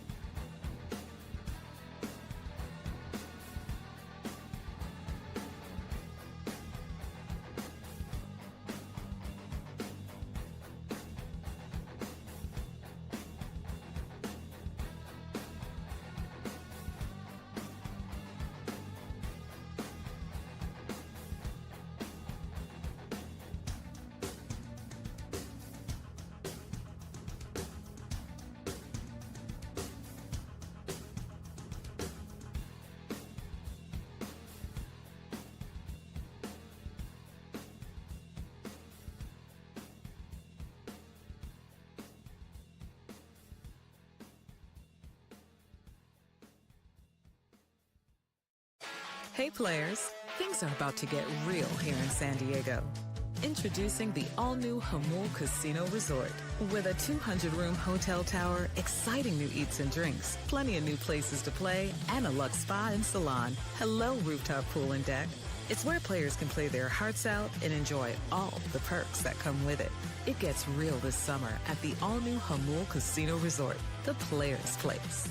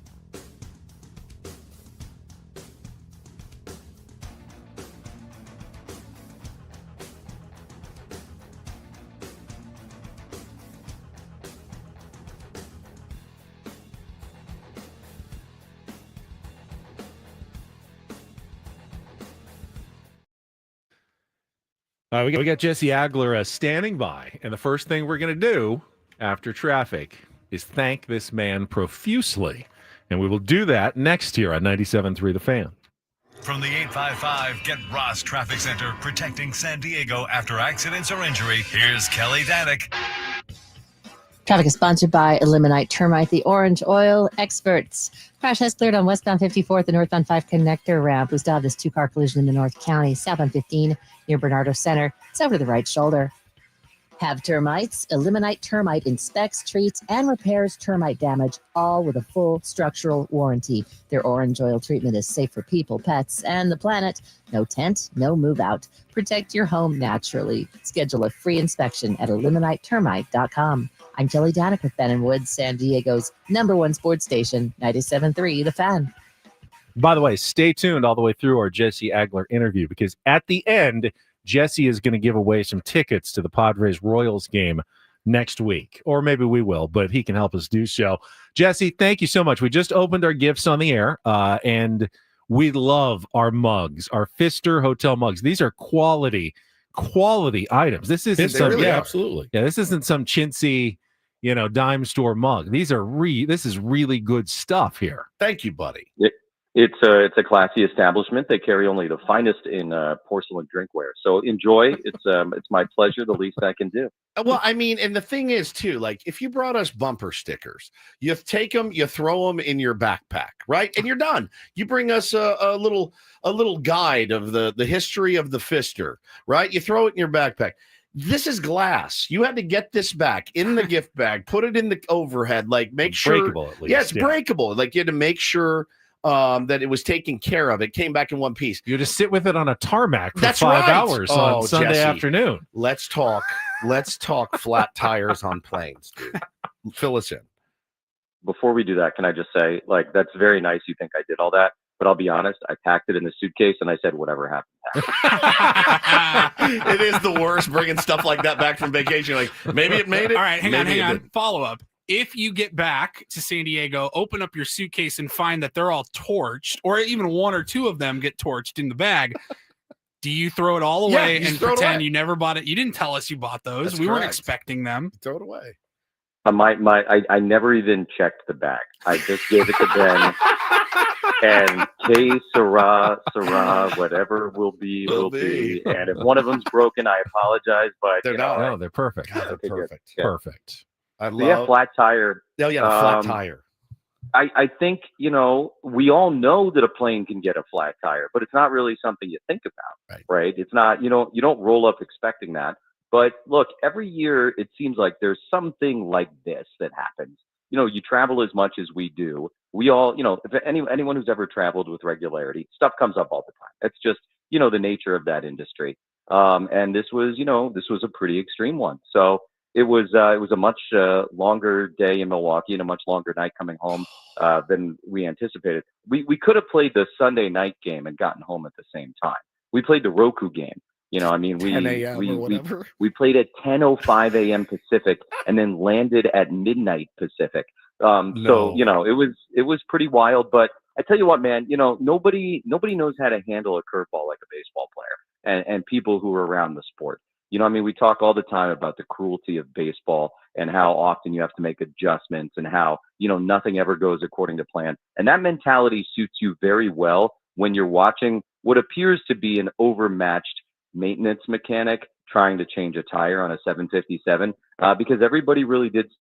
I mean, I think, had I not been around these guys the way I have, I would have imagined that they're like crushing this guy as he's trying to change the tire. But nobody said a word to him. Nobody was getting upset. Nobody was frustrated. And I think, it tells you a lot about this team. It tells you a lot about the mentality you have to succeed at that level because, everybody just found ways to occupy themselves. You kind of laugh about it. You goof around. At one point I pulled up, YouTube, how to change a tire on a 757. So we were like kind of following along with the guy as he did his thing. And we're like, oh no, now he's going to grab that thing and that's how he's going to take it off. And it was, it is what it is. It's one of those things that's just obviously completely out of everybody's control. Yeah. So you sit back, you take it, and on you go. I'm still stunned because I felt like, there had to be like a team of 7 people who come out to change a tire. And it was really just the guy changing the tire on the plane. I think it's one of those, like, had we been in Atlanta or, Minneapolis, like a big Delta hub, we fly Delta, I'm guessing there's like a lot more people there. But, we're not at the main terminal. We're not, we're kind of off to the side, at the, what's called the FBO. And so I don't know. I mean, you kind of get what you get. And the guy was locked in. I mean, but it was definitely not a straightforward situation for whatever reason. You could just tell. And we even got lucky, by the way. It might have taken longer. At first, they didn't think they had a tire at the airport, the right tire. So they were going to have to bring it up from Chicago, which would have taken who knows how much longer. But then apparently they found the tire just laying around somewhere, and that was the one he put on. And so, yeah, it was quite an experience. They don't strap the spare on the back like they do with a Jeep. I'm not joking. Exactly. I'm not joking when I tell you this. If that were me and they're like, there's a decent chance we got to go get the tire, I would be like, I'm renting a car. I'd rather be in perpetual motion than sit and wait. I know it's a long drive, but as long as I'm moving, if I'm moving, I'm fine. Me sitting left to my own devices, Jesse, not great. Much like, look, we talk about things that are in and out of our control. We have no control over the way the San Diego Padres play the Los Angeles Dodgers. Last night was, by all accounts, a really, really good baseball game, man. Then they played a ton of really, really good baseball games lately. You hate to lose that when you finally start scoring some runs, but as you said, que sera, man, like it happens. A lot of things you can point to. When you look at it, kind of what was the turning point for you last night for the Pods? Oh, man, I don't even know if there was a turning point necessarily. Like you said, there's 1,000 things in that game we could probably sit and break down for an hour each. It was just, that kind of night. It was that much fun. It's one of those that, I say sometimes it played out like a Russian novel, like with all the twists and turns. And I don't even know that there was a turning point. It was the Dodgers got 2 in the 10th and the Padres got 1. Yeah. It was haymakers right off the bat, which is like in a way what we should have expected, even though both offenses had really been struggling going into that game. Like, of course, when the Padres and Dodgers got together, they were going to stand in the middle of the ring, first inning, first round, and just whack at each other. And that's exactly what they did. And then, it settled in a little bit there. And at that point, it just becomes a matter of like who comes up with the last run pretty much. And it was the Dodgers who did that. So I mean, it was as entertaining as it gets. Look, this is the best rivalry going in baseball right now. And last night certainly kind of lived up to all of that. Why do I saw the clip from, and we didn't bring it up, but I'll bring it up now. Why would Max Muncy go out of his way to say, no, this isn't a rivalry? Like, it doesn't make any sense to me. Like, he said, you can't have two rivals. You absolutely can. You absolutely can have more than one rival. And if you fail to acknowledge that this is a rivalry, everyone paints you with the little brother brush, but you can't sit and watch these two teams go at each other and think, no, this is just normal. This is just like D-backs and Dodgers or Padres and D-backs. I mean, it's absolutely a rivalry, and it's a damn good one. Yeah, it is. And look, I didn't hear the exact quote from Muncy, but I imagine he's doing the thing that we often hear from players and managers, which is, they're just trying to minimize it in their own mind. Yeah, just to not make too big a deal out of it, because you're right. From an objective standpoint, there's literally no way, you could be like, nah, this isn't it. 100%. But even Mike Schultz before the game was trying to downplay it a little bit. He was doing the whole, hey, it's 1 of 162. It's one game. This isn't about unfinished business. This is about, just going out and playing good baseball tonight. And like, I get that, particularly when it comes to public facing comments. Now, you don't have to be that way. You don't have to answer it that way. But I do kind of understand why someone might. It's not what I would do, I don't think, if I were in that position. Dave Roberts, after the game, I think was, he was talking about, it's a great rival. We got to take whatever we can get against these guys. He's leaning into it. But yeah, I mean, like the way it's described by one player, one manager, one coach, I don't know that really matters. Anybody in the building could have felt last night. Anybody watching on TV, anybody listening on the radio, anybody probably walking around Southern California last night had a pretty good feel of just how intense it is. It was awesome. Jesse, there was a moment in the game when Freddie Freeman hit a pop-up to the left side of the infield. It was that twilight. Manny didn't see it. Tyler Wade didn't see it. I don't think Tyler Wade, it was never his ball, but neither of them saw it. I wanted to ask you, have you ever been calling a game and you just didn't see the baseball when it was hit, and you're like trying to figure out what happened to it? Well, so Machado's home run in Milwaukee 2 days ago, the 1-0 game, just like the way the panels were closed and the flight of the ball at American Family Field, which still doesn't sound right. No, I did not see the ball. Oh, God. I did not. Like once it got out of the infield. You know what? I could tell because you sounded unsure of whether it was going to be caught. I'm going, that thing is so far out of there. And Jesse's going like, it's deep fly ball. And, it's gotta go. It's way out of there. And go, oh, he didn't see that, did he? No. Yeah. So I mean, it definitely happens. And then, you got to go context clues. So like watching the left fielder, I forget what it was for the Brewers. And then, I did pick it back up. When it went out. But yeah, I mean, there's certain times like off the bat, it can, first of all, some of these booths, we have overhangs, and like if it goes like Mets is a perfect example. Citi Field is a brutal booth for seeing like high pop-ups because the ball, you literally cannot see it. Like it goes, over this overhang and then you lose it and you just got to look at the fielders and see where it comes back. Milwaukee, like I said, it kind of blended into the panels where I was looking and it disappeared on me for a couple of seconds. So like, yeah, stuff like that happens. And, in an ideal world, you turn to the monitor on TV and get a sense of it. But if that camera guy's off a little bit, or as was the case Saturday and Sunday, it's a national game, there's often like a 2-second delay. So you don't get to necessarily cheat with the monitor the way you can on another night. And, you just got to figure it out on the fly and kind of make it happen. But yeah, I mean, it's something that happens in baseball, the players and announcers. And that time of night, it's always tricky. It seems like, at least a couple times a month we see something like that. Sometimes they make the catch, obviously, but it is something that happens, and yes, it happens to me. I wanted to get your thoughts on what happened in the bottom of the ninth inning. We talked about it a lot this morning, and Luis Arraez at the plate.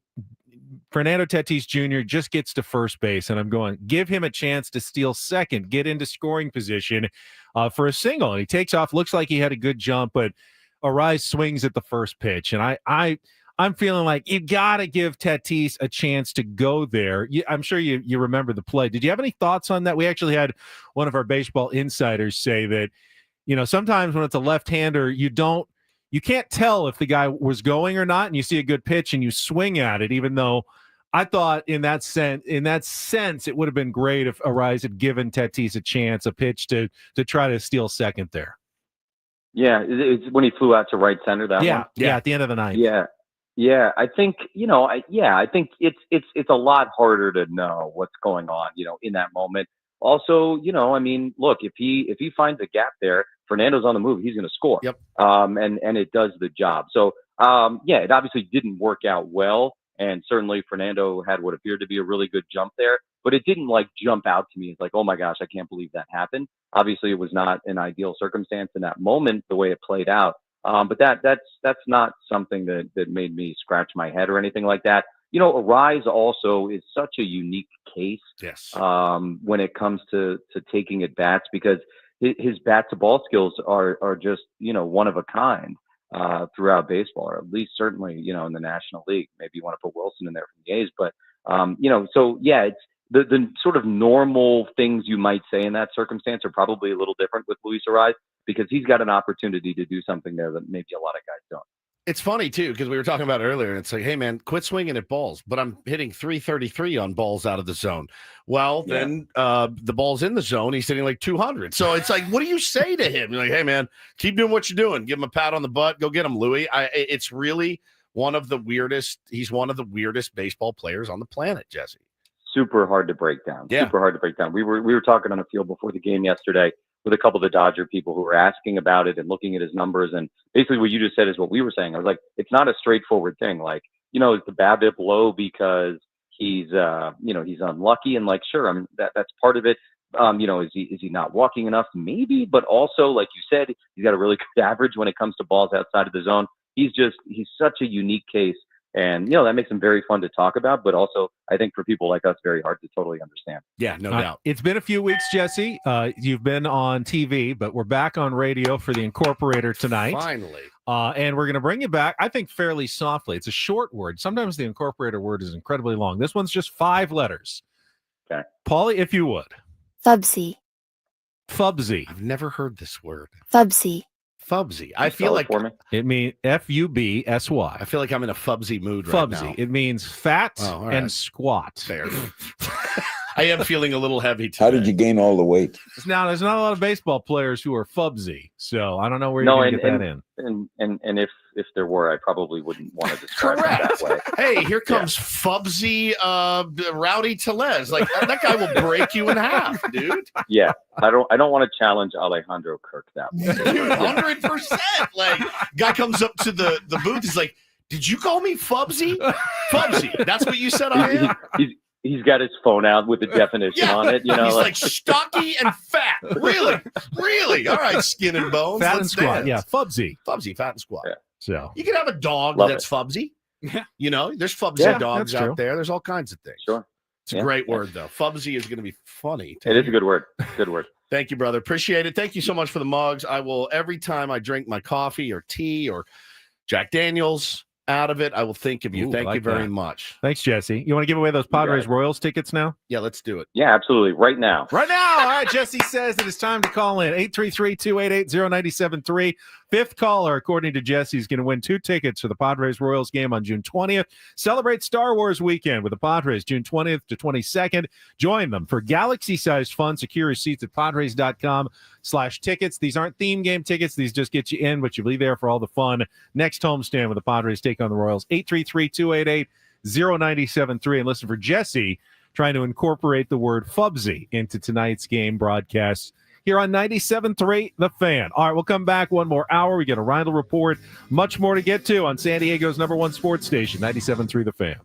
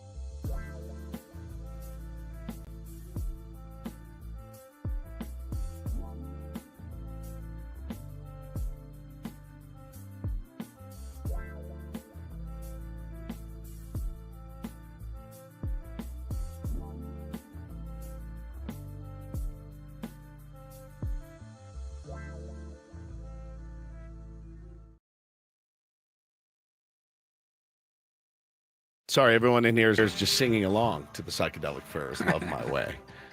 Didn't It's you not, want? it's not Love My Wife? No, it's Love My Way. You thought it was Love My Wife? Love my wife. It's a new road. Love my wife. What's What? so weird about that? Well, did it?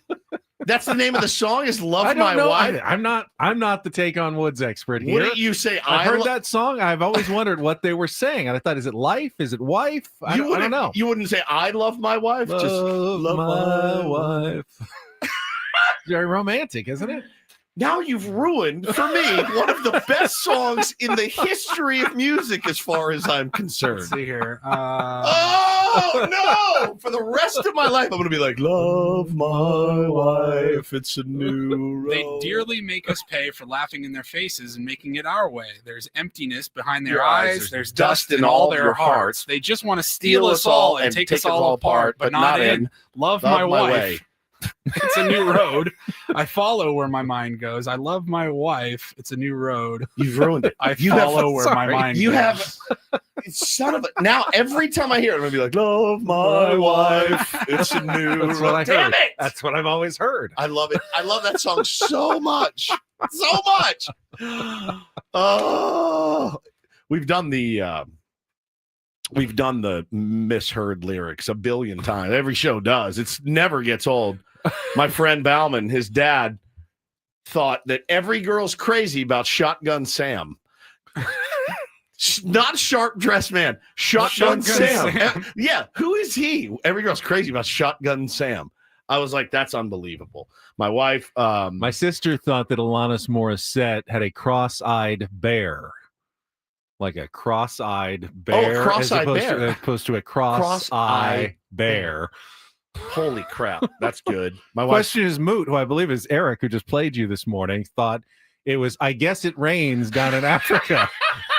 Makes Not, sense. I bless the rain. It rains down in Africa. I Or guess Toto. it rains. My wife says, you know the part in Running with the Devil? He goes, I got no love you'd call real. My wife thought it was, I love you, Korea. I got no love. I love you, Korea. And I'm like, that actually kind of makes sense in my head. Went on a vacation one time, had a great experience. I got no love, but I love you, Korea. Really like the kimchi and the barbecue. That's right. When they were there. I love you, Korea. Excuse me while I kiss this guy. Yeah, everyone thought that for Hendrix. Love my wife. That's fantastic. Oh, till Tuesday. Oh, shush. Keep it down. Voices carry. Hannah thought it was Who Knew Downtown Was So Scary. So now when I hear that, another song I love, I It's go, a high crime rate. Who or Knew something? Downtown Was So Scary. Oh, it's so good. So good, man. Thank you. My wife. Paulie did it again. Love my wife.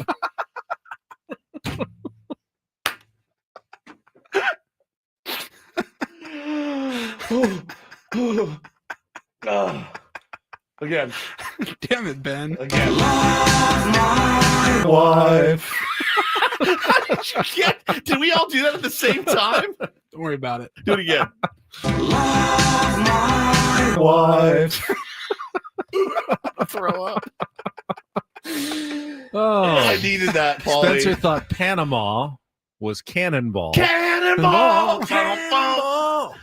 Guess David Lee Roth doesn't enunciate. Cannonball. I love you, Korea. Listen to it and tell me he doesn't say I love you, Korea. Holy crap, dude.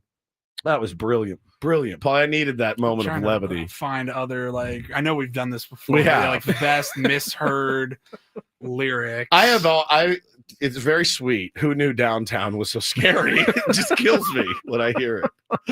Not good for tourism. No. Nobody would put that on their billboard. Who knew downtown was so scary? Love my wife. It's a new road. So good, dude. Save that clip forever. Got it.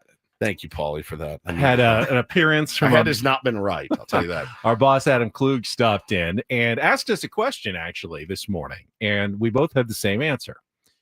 He said, If the Padres, you had to make one move, do you want a pitcher, knowing that Michael King's return seems to be a little more, not a belly itcher, a little more nebulous as to when he may be back, and we still don't know about you, Darvish, or are you still addressing left field? It's a no-brainer, dude. We both said the same it's thing. Left field. I think it still's got to be left field. It's left field. You know, you put yourself in a real hole, dude, when you look at your lineup and it's basically, look, at this point right now, it's like 1 through 5, and really 6, 7, 8, 9 is pretty rough. So if you can get a left fielder, Ben, you really it extends your lineup, and you can outslug teams. You can beat teams up when you have a hot Fernando, a hot Arise, a hot Merrill, a hot Manny. Teams do get hot. I mean, we see it all the time where everybody's kind of firing on all cylinders, and then your lineup is actually decent. Well, I think for 2 reasons. I think left field is definitely still got to be the priority for AJ Preller. First of all, if you acquire a left fielder, not only does it lengthen the lineup, but it also extends your bench. Just one more bat just gives you another option now off your bench that isn't starting every single game. But ultimately, I remember how bad 2021, and you run out of pitching, you're toast. But at this point, who are you acquiring that's going to be part of your playoff rotation? If you're going out and getting a pitcher, is it just someone a Band-Aid to, until you Darvish and Michael King get back? That's fine. But if Michael King and you Darvish come back, you just acquired a pitcher you don't really need. That's not going to pitch for you in the playoffs. That's not your biggest need. If Michael King and you Darvish don't come back, or at least one of them doesn't come back, I don't think one pitcher is going to save your season. But I think a left fielder is someone who can make a real difference on a nightly basis, someone who can produce a little bit. I would love to see now. I want to see a right-handed bat that can, break up some of the trouble that we've seen now against left-handers, the vulnerability against left-handers. They're not hitting lefties this season. We saw the lane last night. I talked about it earlier. Sheets, Bogarts, Cronenworth, 2 lefties who don't hit lefties, and a righty who isn't hitting anybody right now. Yep. And you give an opposing manager like Dave Roberts a lane like that late in a close game. Piece cake. Vesia comes in, and it was 1, 2, 3, and that's it. You have to have another option, whether it's a right-hander who can either come off the bench some days and pinch hit, or start other days in left field and produce, that gives you more flexibility. If you're Mike Schilt, you have no flexibility. You have no bench. You clearly don't trust Campy. We talked about it earlier. He hasn't played since May 31st, sitting dead on the roster for 10 days, doing nothing. Jose Iglesias, he's got no power. You need a right-hander to come in and hit a home run to win the game. It's not Iglesias. He'll play good defense for you. He can spot start and give you a couple of hits here or there.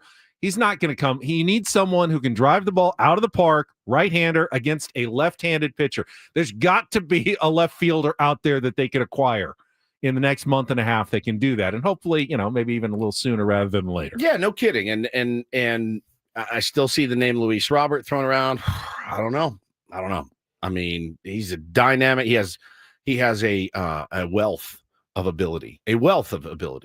Not hitting really well. Is it a symptom of where he plays, playing in front of 14 people? I don't know. Will it awaken something in him, Ben, to be with Fernando and Manny and Luis Arise and Jackson Merrill, and he's part of that outfield. And, I think it was Eno that said, yeah, move him out of center field, and he's actually a plus defender and left out there, which not only, obviously we're scuffling offensively, but when you put your defensive replacement in last night, he takes the worst possible route.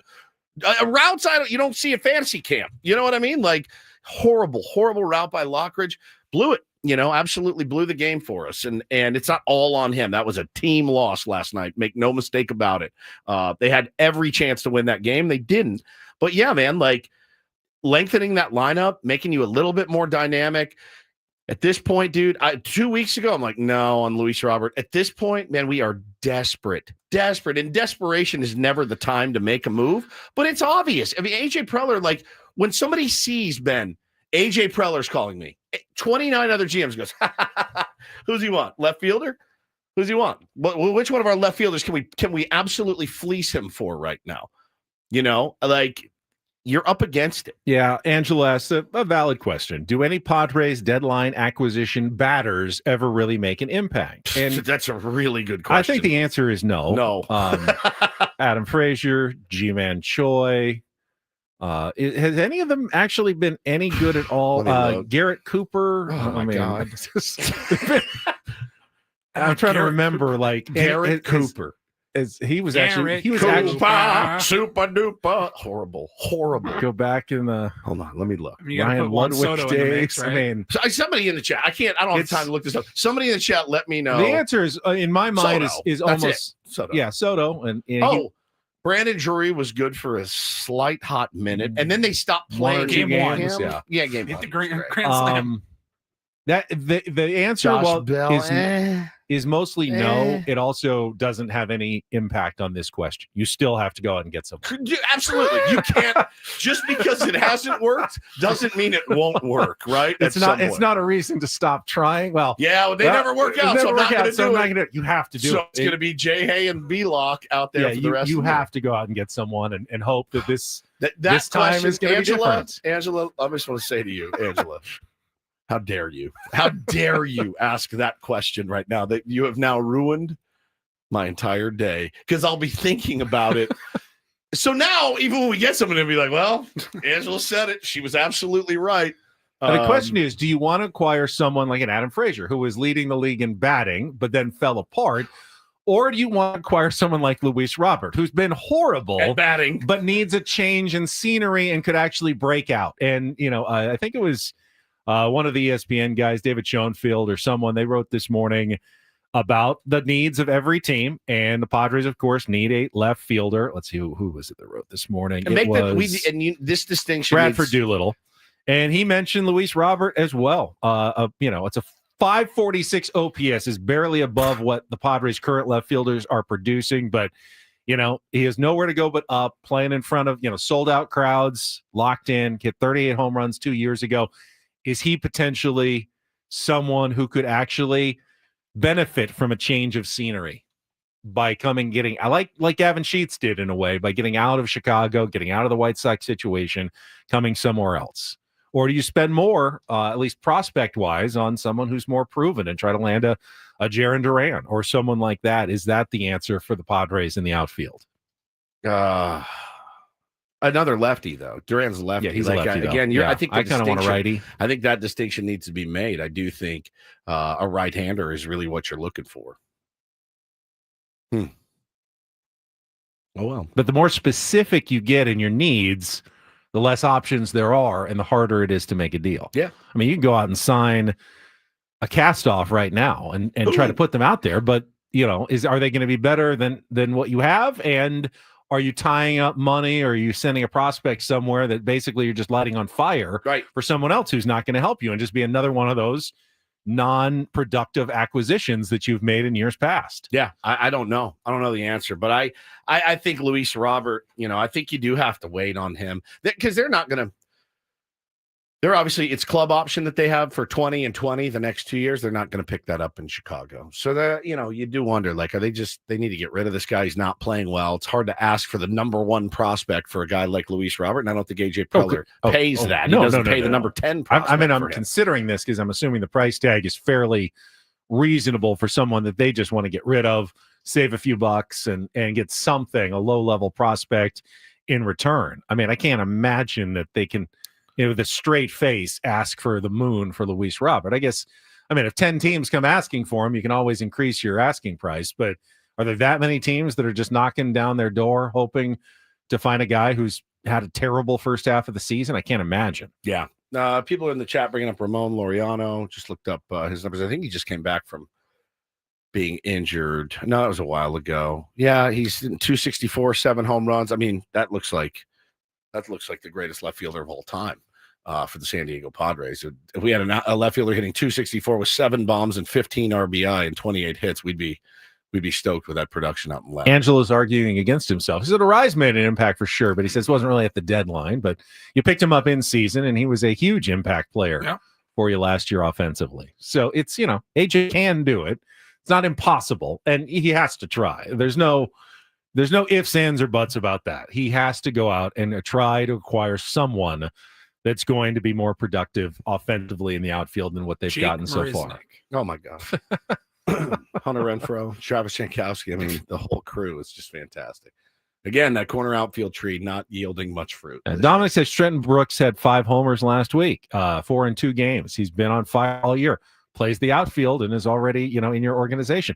So was Luis Camposano. He was the hottest hitter in minor league baseball at AAA. He was crushing it, and he's done nothing on the big league level. I mean, he's not even getting a chance. Like, he's just not even a thought right now. And I'm like, dude, what's he doing here then?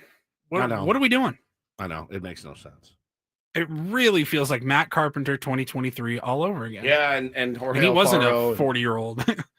Yeah, Luis Robert hitting 150 right now for the Chicago White Sox, which means he can be had for cheaply, one would hope. But yeah, maybe a change of scenery does him good. He's got 21 steals, I do believe. And again, I think his mental makeup right now isn't great. He's been benched for a couple of days by the skipper and Will Venable, and trying to get his head right and get him going again. A really otherworldly talent. Would a change of scenery do him good? I take the chance on it, though. I do. If it's not super expensive, get him here, fresh start, new city. Not playing in Chicago.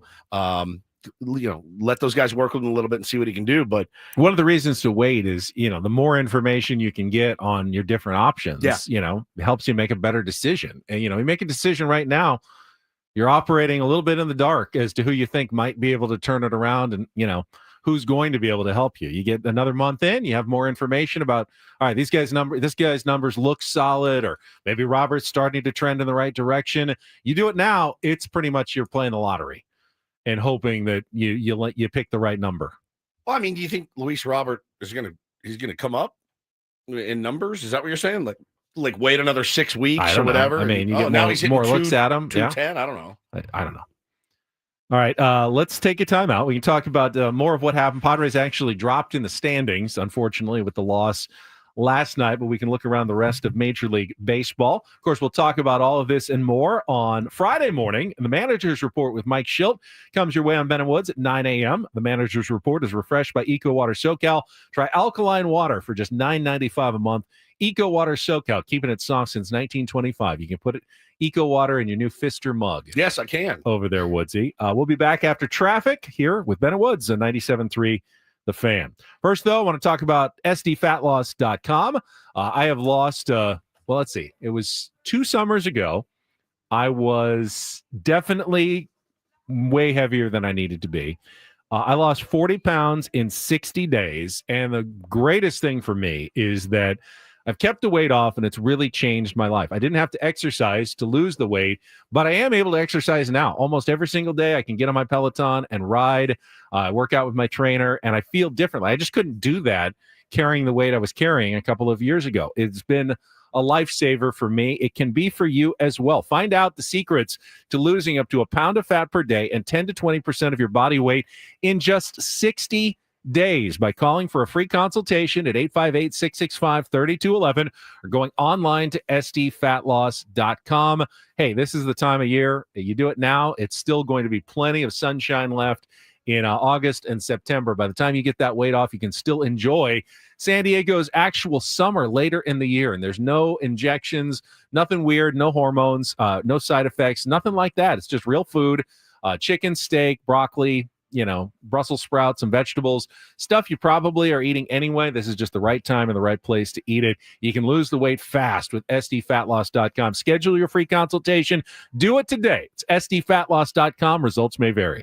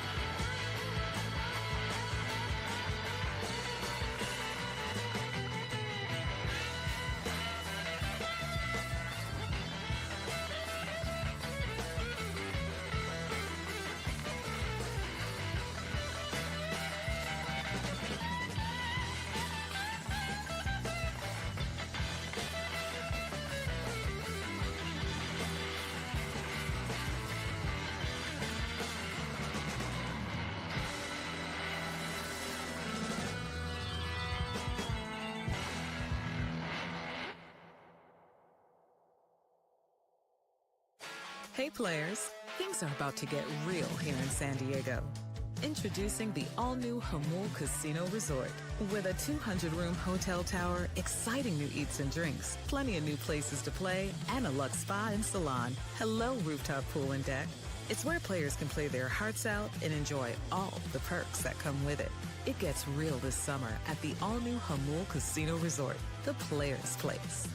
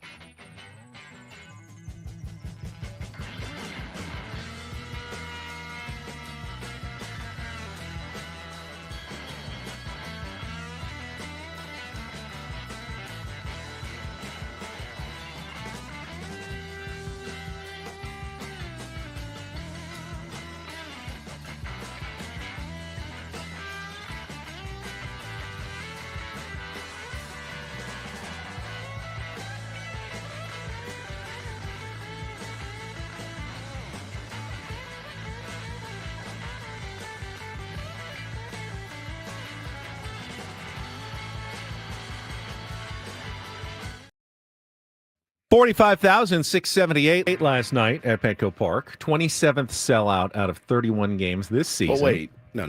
Say it again. 45,678. 27th sellout. 27th sellout. Out of 31 home games this season. So we played the Dodgers 27 times? No, they don't. They're not the reason the Padres sell out games. No, That's they were Dodger fans. That's not what I was told. 20, how many sellouts? 27. And how many times we played the Dodgers at home? One. Oh. Right. So 26 non-Dodger sellouts. That's weird. I saw them. There's plenty right behind home plate. Why wouldn't you go to Petco Park? The Padres' strategy of trying to block sales outside of the county. Oh, is that fake? Was that fake too? They did it in the playoffs. They did in the playoffs. But they didn't do it for this series? Okay. No, of course not. You fell for that? Well, I didn't fall for it. They actually did that during the playoffs. Yeah. So I had no reason to think they wouldn't force them into the secondary market is what you do. And yeah, it's not uncommon. The Yankees did it. I have no problem with it if they did. But, Dodger fans are going to get in one way or another. There's a lot of them. They're close. Thanks for your cash. They like Petco Park because it's a really nice ballpark in which the concrete doesn't crumble. Yeah, I was just going to say you don't run the risk of getting stabbed or a big piece of concrete falling. Doesn't take 6 hours to get in and out. Yep. Yeah, that's true. But yeah, you heard him. You heard him last night. It's good atmosphere. I mean, the blast. It was a really good atmosphere. What was your most frustrating moment of the game last night? Yuki Matsui giving up a hit to Hai-Sung Kim. I wanted to die. I mean, you're in there to get that 9-hole hit around. I know he's good. I know it, but you're a lefty, and you hung one, and all he did was I was actually worried about. I was worried about that at bat in particular. So Muncy, he led off with a single. It was a grounder up the middle. Got the next two. You don't want to give in to Kim, obviously, because Shohei's on deck. Right. But I feel like both, Kim, Yuki Matsui is the kind of pitcher he sees a lot in Asia. The split split finger is very common. So if he's going to be comfortable against a guy, he is hitting over 400. Yeah. And Yuki Matsui has historically, the last year and a half, not done as well on the second day of back-to-backs. That at-bat worried me in the fifth inning. That was really for good reason. My turning point. Now, had the Dodgers come through when we literally tried to give them the game with Adrian Morejon getting Shohei, by the way, and on a comebacker, taking one step off the mound and kind of arrogantly slinging it over to first base instead of picking it, doing your 10-step run and your underhand flip and guaranteeing an out. I get it. You just got the world's best hitter out. Great work. Finish the job. Yeah, now he's on second base. So finish the job there. That's a little league play, bar none. That's a little league play. Now he pitched his ass off to get out of it. That's why Freddie it's hard Freeman. to be mad. It's not hard to be mad. It's really just easy because to be he got mad. out of Just it because he got out of it. erase the fact of how frustrating and stupid it was. It's extra pitches that he had to throw because of again. If Shohei hits it at him and it kicks off his leg or he boots it or whatever, fine. Like errors happen. Mental mistakes like that, arrogance, it's dumb. It's dumb. That is a cocky ass dumb play. Now, again, he created this mess. And then he had, the intentional walk to Mookie to go after Freddie, and he pitched his ass off against Freddie. That would have been my turning point of the game. I was fit to be tied when that happened. There's no excuse. Errors are going to happen. Absolutely. I will never yell at a kid for an error. Ever. Never. God knows. It's hard. Dumb plays like that, mentally weak plays like that kills you, man. And that could have killed us last night, Benny. So that can't happen again. And I hope he got a good, stern talking to. Lost in the shuffle. Jeremiah Estrada looked really Fantastic. Good last night. The changeup, the chitter, as he calls it, was really, really good. Careful. Fastball is always good, but that was really solid last night from Estrada.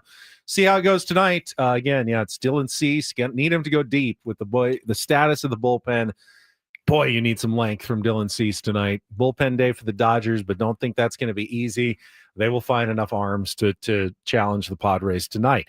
The loss dropped the Padres half game behind the Giants now into third in the NL West. 2 games behind the Dodgers, half game behind the Giants. They did not lose ground, however, on the Cardinals, who lost in 10 innings, 5-4 to the Blue Jays. They were down to the last out or two, and Jonathan Clase hit a game-tying home run for the Blue Jays in the 9th inning after St. Louis had scored 4 in the 8th to take the lead. So they were not able to pull out the victory there. The Braves beat the Brewers 7-1. Ronald Acuna Jr., Matt Olson, both homering for the Braves. I believe the Brewers, the Braves scored 6. The Padres 7 in one game. Padres scored 6 in the entire series against the Brewers. Yeah. Still won 2 out of 3, but the Braves got them yesterday. Phillies and Cubs, pretty good matchup. That was a 11th inning walk-off by Brandon Marsh. One of those long singles over the head of the outfielder to win it in the bottom of the 11th inning for the Phillies. Rays beat the Red Sox 10-8. Roman Anthony's debut didn't go so well. 0 for 4 had an RBI, but also had one of those balls go right through the wickets. Oh, dude. No. Right past him, right? Not the through single the wickets, that went, though. Oh, it wasn't? No, it wasn't. I saw it got past him. It wasn't through the legs. It was it was a 5-hopper to the outfield, and he just swiped at it and missed. And it was like, bro, what in the world is happening right now? Again, things aren't going well in Boston for a multitude of reasons, Benny, but this is another guy. So think about this. In the last couple weeks, they've called up 2 of their top prospects in Marcelo Mayer from Eastlake. So Marcelo gets called up. Gets called up the day of a doubleheader for the second game. No ability to get your parents, your agents, anybody out to the field for your major league. The pomp and circumstance that usually goes along with calling up a top prospect did not exist in Boston. He got to Boston. My buddy told me he got 10 flips before his first game, 10. And they said, by the way, you're playing third base. And he said, well, I've been playing, he'd been playing second in the minors to get him ready to play second base. And day one, your debut, hey, kid, you need to play third. Well, I haven't played third in a month. Here's 10 flips to get you ready for your Major League Baseball debut. Did not go well. Roman Anthony, the top prospect in baseball, Ben. Same situation. Get him on the phone, get him up here from Worcester, like a 30-minute drive or whatever. He drives up. He's not ready. There's not ready. There's no time to. And is it a psychological thing? Like, hey, let's not give them any time to think about it. Let's get them right into the fire. It hasn't worked either time for either of these kids yet. I don't know what they're doing. These guys are all out of position. Nobody knows where they're playing. It is a cluster in Boston right now. Finally, the Mariners rallied. The Diamondbacks blew a 4-0 lead in the 9th inning. Mariners rallied to tie it.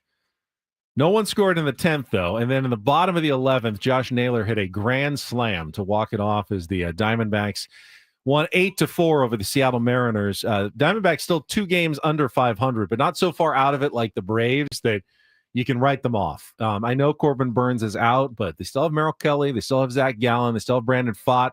By the way, they went to the World Series with those 3 as their top 3 pitchers 2 years ago. So I don't think the Diamondbacks are we've heard the last of the Arizona Diamondbacks this year. Wins like this will only fuel them in their attempt to kind of come back and get back into the wild card race. So that's a look at what happened elsewhere in Major League Baseball last night. We'll finish. We got the Reindl Report coming up in our last segment. Paulie's got some headlines, including some big news for the crew at John Boy, including our Tier 1 Ryan Cohen. Yep. That was just announced earlier today. That's coming up next on San Diego's #1 sports station, 97.3 The Fan.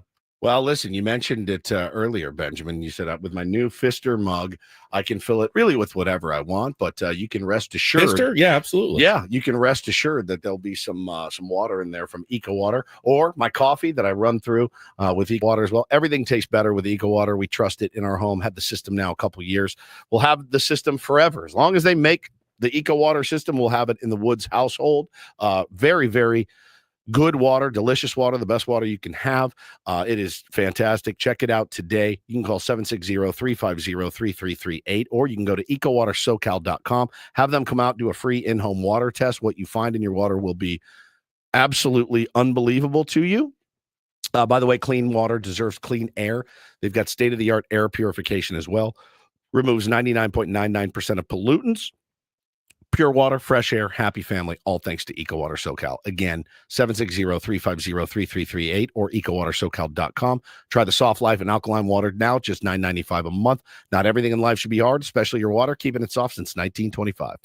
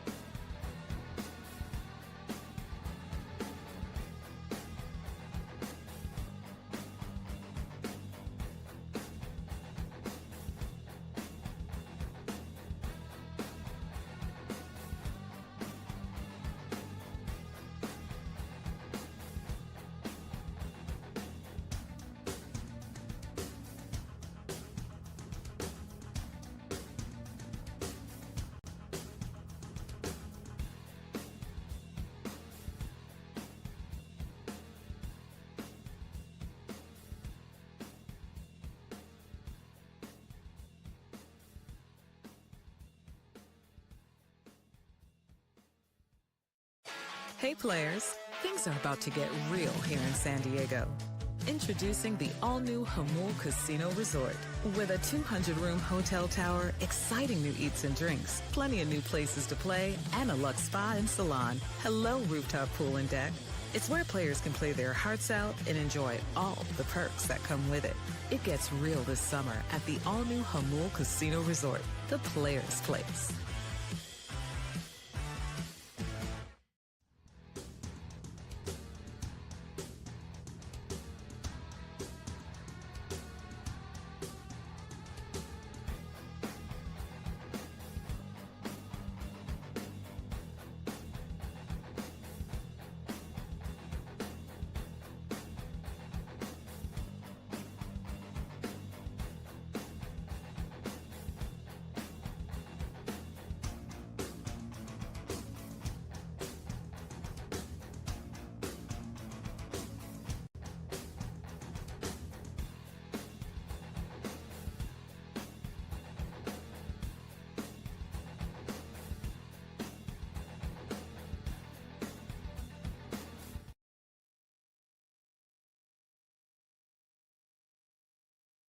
Just looking up on the TV above your head, Woods, MLB Network is playing, and they were discussing Brian Kenny and Ryan Roland Smith, and Paulie thinks that's Joel Sherman, discussing, is Padres-Dodgers the best rivalry in Major League Baseball? Yeah, no question. So can we move beyond, is it a rivalry? Right. If the question is it the best rivalry in baseball, I think we've moved long past the, is it really a rivalry phase? So let's not even bring that topic up anymore, Dodgers fans. I'm whether you like it or in not, agreement with you. it's now a rivalry, and one that is considered by, baseball experts, at least ones that are hired by the league, as whether or not it's the best rivalry in all of baseball. I don't think there's any question right now. It's the best rivalry in baseball. Yeah, just enjoy the fact that you are part of the best rivalry in baseball. Have fun with it. Don't try to push back on, oh, no, it doesn't really exist. The Giants are our rival. Don't let your blood pressure go to like 190 over 70 like mine did last night. So, yeah, for sure. They've moved on to Yanks Hunter Red Sox Dobbins talk. But we're going to move on to the Reindl Report. Paulie's got some headlines, maybe a shout out to his family as well to wrap up the show after Definitely. Our last check of traffic here on 97.3 The Fan. From the 855 Get Ross Traffic Center, protecting San Diego after accidents or injury, here's Kelly Danick. Not a bad wrap-up for our morning drive, guys. You are full blast out of the South Bay once again, and everything out of the East County is in good shape. No delays coming down from the North County. If you're out there, enjoy it. And Kelly Danick with Ben and Woods, San Diego's #1 sports station, 97.3 The Fan. And get things started here with our today's edition of the Reindl Report. Now tuned into the greatest. Welcome to the Reindl Report with Paul Reindl. Hi, Paul. All right. 2 stories from the world of sports that we haven't gotten to yet. We'll start off in Major League Baseball. And 1 story that you didn't know you needed. Are you laughing, biatch? It's the Reindl Report Hey, Paul, how you doing? Okay, how are you? on 97.3 The Fan. Are you ready to bless the mood? I need some help, please. That was good. Can I get a oh yeah? All right. All right. Good morning, gentlemen. We will start off in Major League Baseball. Pay off the tease that you had heading into this segment. So, yeah, this morning, Major League Baseball and John Boy Media, the polarizing John Boy Media, never really fully grasped it, but I know it's a little bit polarizing if you're Team John Boy or not. But they have announced a partnership between John Boy, Jake, and their whole staff and Major League Baseball. They're calling it a strategic partnership that will bring the two sides together and incorporate John Boy Media's experience throughout all of MLB's different channels, different avenues. I think it's clearly an attempt by Major League Baseball, a good attempt to get in touch more with the younger, the new wave of fans. Look, you're a business like theirs, and you can get a cash infusion from Major League Baseball. You get this is huge for them. You get access, more access for content creation. If Major League Baseball wanted to put their foot down, they could probably put the kibosh on all of the videos, but instead they've gone. I like that they're going the other way. Oh, hey, instead of this is good content. People love it. It's good. for our sport, even if sometimes the lip reading is not necessarily the image that MLB wants to project with their managers and players. It's good content that drives younger viewers to their game. They need this, so they Chris Rose, correctly are leaning into it rather than trying to fight against it. Chris Rose, the Chris Rose show that he does with Trevor Plouffe, fantastic. I don't listen to much. I don't listen to many podcasts at all, really, but I really enjoy their content. When the lip reading stuff comes out, you know, we were at rapt attention. They have like the monopoly on like the lip reading stuff now. I mean, it's like, yeah, why would you know, I think of like things that are like we call a Xerox machine. You know, you just say, oh, I got to Xerox something. It's actually called like that's just the company's name. Correct, And it, yeah. Like now it's like I can't wait to see John Boy. I can't wait to see the can't John wait to Boy. get the John Boy experience when you see an ejection, a crazy play, or whatever. MLB.com, it says here, MLB will utilize John Boy Media's expertise on MLB's digital channels, create activations around key MLB events like the All-Star Game and Home Run Derby, and help grow John Boy Media's stable of intellectual property, including Talking Baseball, Talking Yanks, Warehouse Games, and all the stuff that you see there. Yeah, I mean, I don't that none of that stuff gets me. I love the breakdown stuff. Even if some of them are misguided and he takes a little bit of a reach on some, I still think they're really, really good. So Noah Garden is MLB's Deputy Commissioner Business and Media, and he was quoted in the story saying, this partnership will ensure that John Boy Media will have the resources and access to MLB intellectual property necessary to help it continue to grow. So I think like I know like there are like NFL insiders that don't work for the NFL, like the actual NFL paychecks or anything like that, and they can get access to like I think they call it the All 32, where you have so many like hundreds of more camera angles that you don't see on the television broadcast. It's for breaking down film. So John Boy now, him and his whole staff, they'll have access to every MLB camera, replay trucks. Maybe they're going to just be able to enhance their product as well. So I thought that was cool. We like those guys. All right, time for a shout out to his family, guys. I wasn't sure if we were going to wait this long into the morning, but we got to pay some respects. I meant to mention it in the open, but we know what I was talking about in the open. We do. Who was it? Mr. Sassel. Correct. First Lou. name Sassel. Or Sassel, comma Lou. Right. That's what I went You say with. it yourself in your head at this point. Yeah. No, Sly Stone passed away yesterday at the age of 82.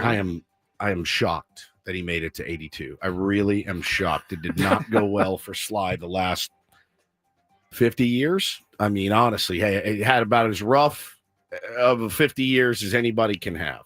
Suffered from a chronic obstructive pulmonary disease. He is a groundbreaking musician. Groundbreaking. They said he was a what's the word I'm looking for, Benny? I mean, he was an expert. He was an expert by the age of 10. On the piano. Yeah, multi-instrumentalist Sly Stone. He could literally do it all.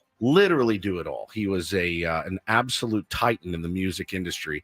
And then, kind of fell on hard times in the 70s. He lost a record deal. They moved to Los Angeles, and in Los Angeles, they discovered cocaine and PCP, and that's not a great combo for anyone. And Sly went down a very, very, very dark path. Was living in a van for a while. By the river? Had made a couple of appearances in the last few years. They didn't go well. He became that guy you really couldn't count on. They couldn't book a tour. No one would book a tour with him because they're like, dude, you're not going to come or you're going to be here for 20 minutes and everybody's going to be pissed off. But man, the legacy he leaves behind. So the Family Stone, the band, his backing band, did include a couple of members of his family, his brother Freddie and sister Rose. But there were also other members, and it was actually the first major American rock group to be fully racially integrated, and gender integrated. Men, women, white, black, and they were all together. And back in the 60s and 70s, that was pretty big. cutting edge and pretty groundbreaking at that point. And man, the guy was just he just had it, like one of those guys that boom, you've got it. The music is yours. You're going to hear it in your head for the rest of your life. Please deliver it to the masses. And that's what he did. And it's a tremendous loss. And many people, tweeted their appreciation and love for Sly Stone. I grew up on it. My dad played Sly and the Family Stone all the time in my house. So, I was bummed to see the news. But again, I was very surprised 82 was the number. Gives me a lot of hope for myself. A lot of hope for myself. You've done less PCP, I think. Much over less the years. PCP, Ben. Much less PCP. All right. Well, in You know how we Bennewood's do it. tradition. Yeah. And I really hope we can see more unity and more peace when already things are so difficult. So, shout out to his family. The family stone. Yes. Shout out to his Indeed. family stone. Indeed. Shout out to his family stone. Finally, wrap it up here with a little bit of audio, an anniversary to celebrate today. Any idea what I could be talking about? Yes. June 10th. June 10th. This was the date Tony Gwynn was drafted by the Padres and the Clippers in both sports. Maybe. But that might have been not June what I'm- 9th, actually. Not what I'm Go reaching ahead. for here. All right. Any other guesses? Woodsy, anything? June 10th. Does this date have any significance to you whatsoever? No, not even a little. Really? No. Well, it was June 10th, 2019. Ooh. 6 years ago today. Wait. We debuted here on Ben and Woods took 97.3 the The air Fan. at 97.3 The Fan. Adam is super happy that you were so remembering of that. Would have been a couple of weeks earlier, but Woods was off on his delayed honeymoon in London. Yep. So I actually have the entire first hour from Let's that just show. How much do you play think you can listen to? None.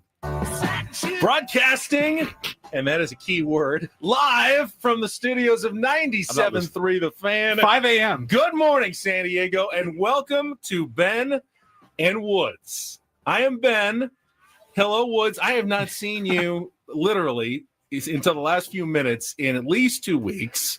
You've been gone out of the country, and now you come back, and we're on a brand new radio station with a brand new show, with a brand new start time, and we are ready to go. Good morning to you. Good morning to you, my friend. And there is a distance that is growing between us. And I'd like to start our very first show by saying F you to you and Paul. And I'll tell you why. So last night, I'm lying in bed and I'm like, you know what? I'm going to send the guys a real fiery text, get them real fired up. And I sent you guys a nice text message. No response. Zero no, whatsoever. Like, hey, let's go get them tomorrow. Let's do that. I think what we were getting into right there was you were mad about us not texting you back because Ben and I had to do Ben's television show, the Sunday night television show, to promote our new show on 97.3 the next morning, and you were not there. 6 years. 6 years. This studio, sitting in these chairs. A lot has changed. You know, we've changed our opening music. It's not the Stones anymore. You start talking first, not me. That was weird that I started did you talking hear? first. Yeah, good morning, everybody. I was excited. What in the station. world? What happened? Broadcasting, and that is a key. Broadcasting because we had not been broadcasting. We had been streaming for like months after our other radio station had gone away. So I was pointing out that we were back on the air finally. Broadcasting. Broadcasting. Joe Davis? What the hell? Broadcasting. Where is that energy gone in 6 years? Where is it? Well, apparently, like, I'm only going to morning. get. I don't want to be made fun of for that energy anymore. What in the more? I need more of his open. Yeah, as I didn't listen to it. It made me sick. Let me skip ahead here. Yeah. A few minutes. There's a lot of other people who are probably listen to tuning in for the first time that have been listening to 97.3 The Fan, whether it was Coach Quintero, you're listening to Gwen and Chris in the afternoon, and they've been teasing us. Why didn't you tell me? Did you just find out today it was our anniversary? I knew. You knew yesterday? Yeah. Oh, we could have done 4 hours on this instead of talking about that. I assumed you celebrated it, and we're going to remember yourself. I had no earthly idea. No, actually, I was back and forth. I didn't know if we were going to wait until Throwback Thursday and play that, or just do it on the actual anniversary. But yeah, 6 years ago today. Remember? I'd like to spend more time on this on Thursday. We can. It's done. We can. Yeah. We have no painfully game. so, but Broadcasting. Good morning, everybody. We're coming at you. That reminds me. Woods. This hour on 97.3 The Fan is brought to you by Staples. God. Otani cranks one out. Wow. What happened? Where'd that energy go? You want that energy? I do. You don't really want that energy. Broadcasting. The more energy I bring, the pukier I get. Yeah, I know. There's no doubt about it. I know, dude. Oh my God, Paulie, sitting on a gold mine Here's for the us, Reindl coming Report. back from the first break. It's Ben and Woods, day one on our new home, 97.3 The Fan. It's Ben and Woods on our new home, 97.3 The Fan. A little older, A little wiser. A little more tired. Yeah. All right, we'll be back tomorrow morning. Get you ready for early Padres baseball. Goodbye, everybody. Go Hopefully a Padres. rubber game tomorrow. For Paul Reindl, for Stephen Woods, I'm Ben Higgins. Braden's up next year on 97.3 The Fan. So long, everybody. Yes.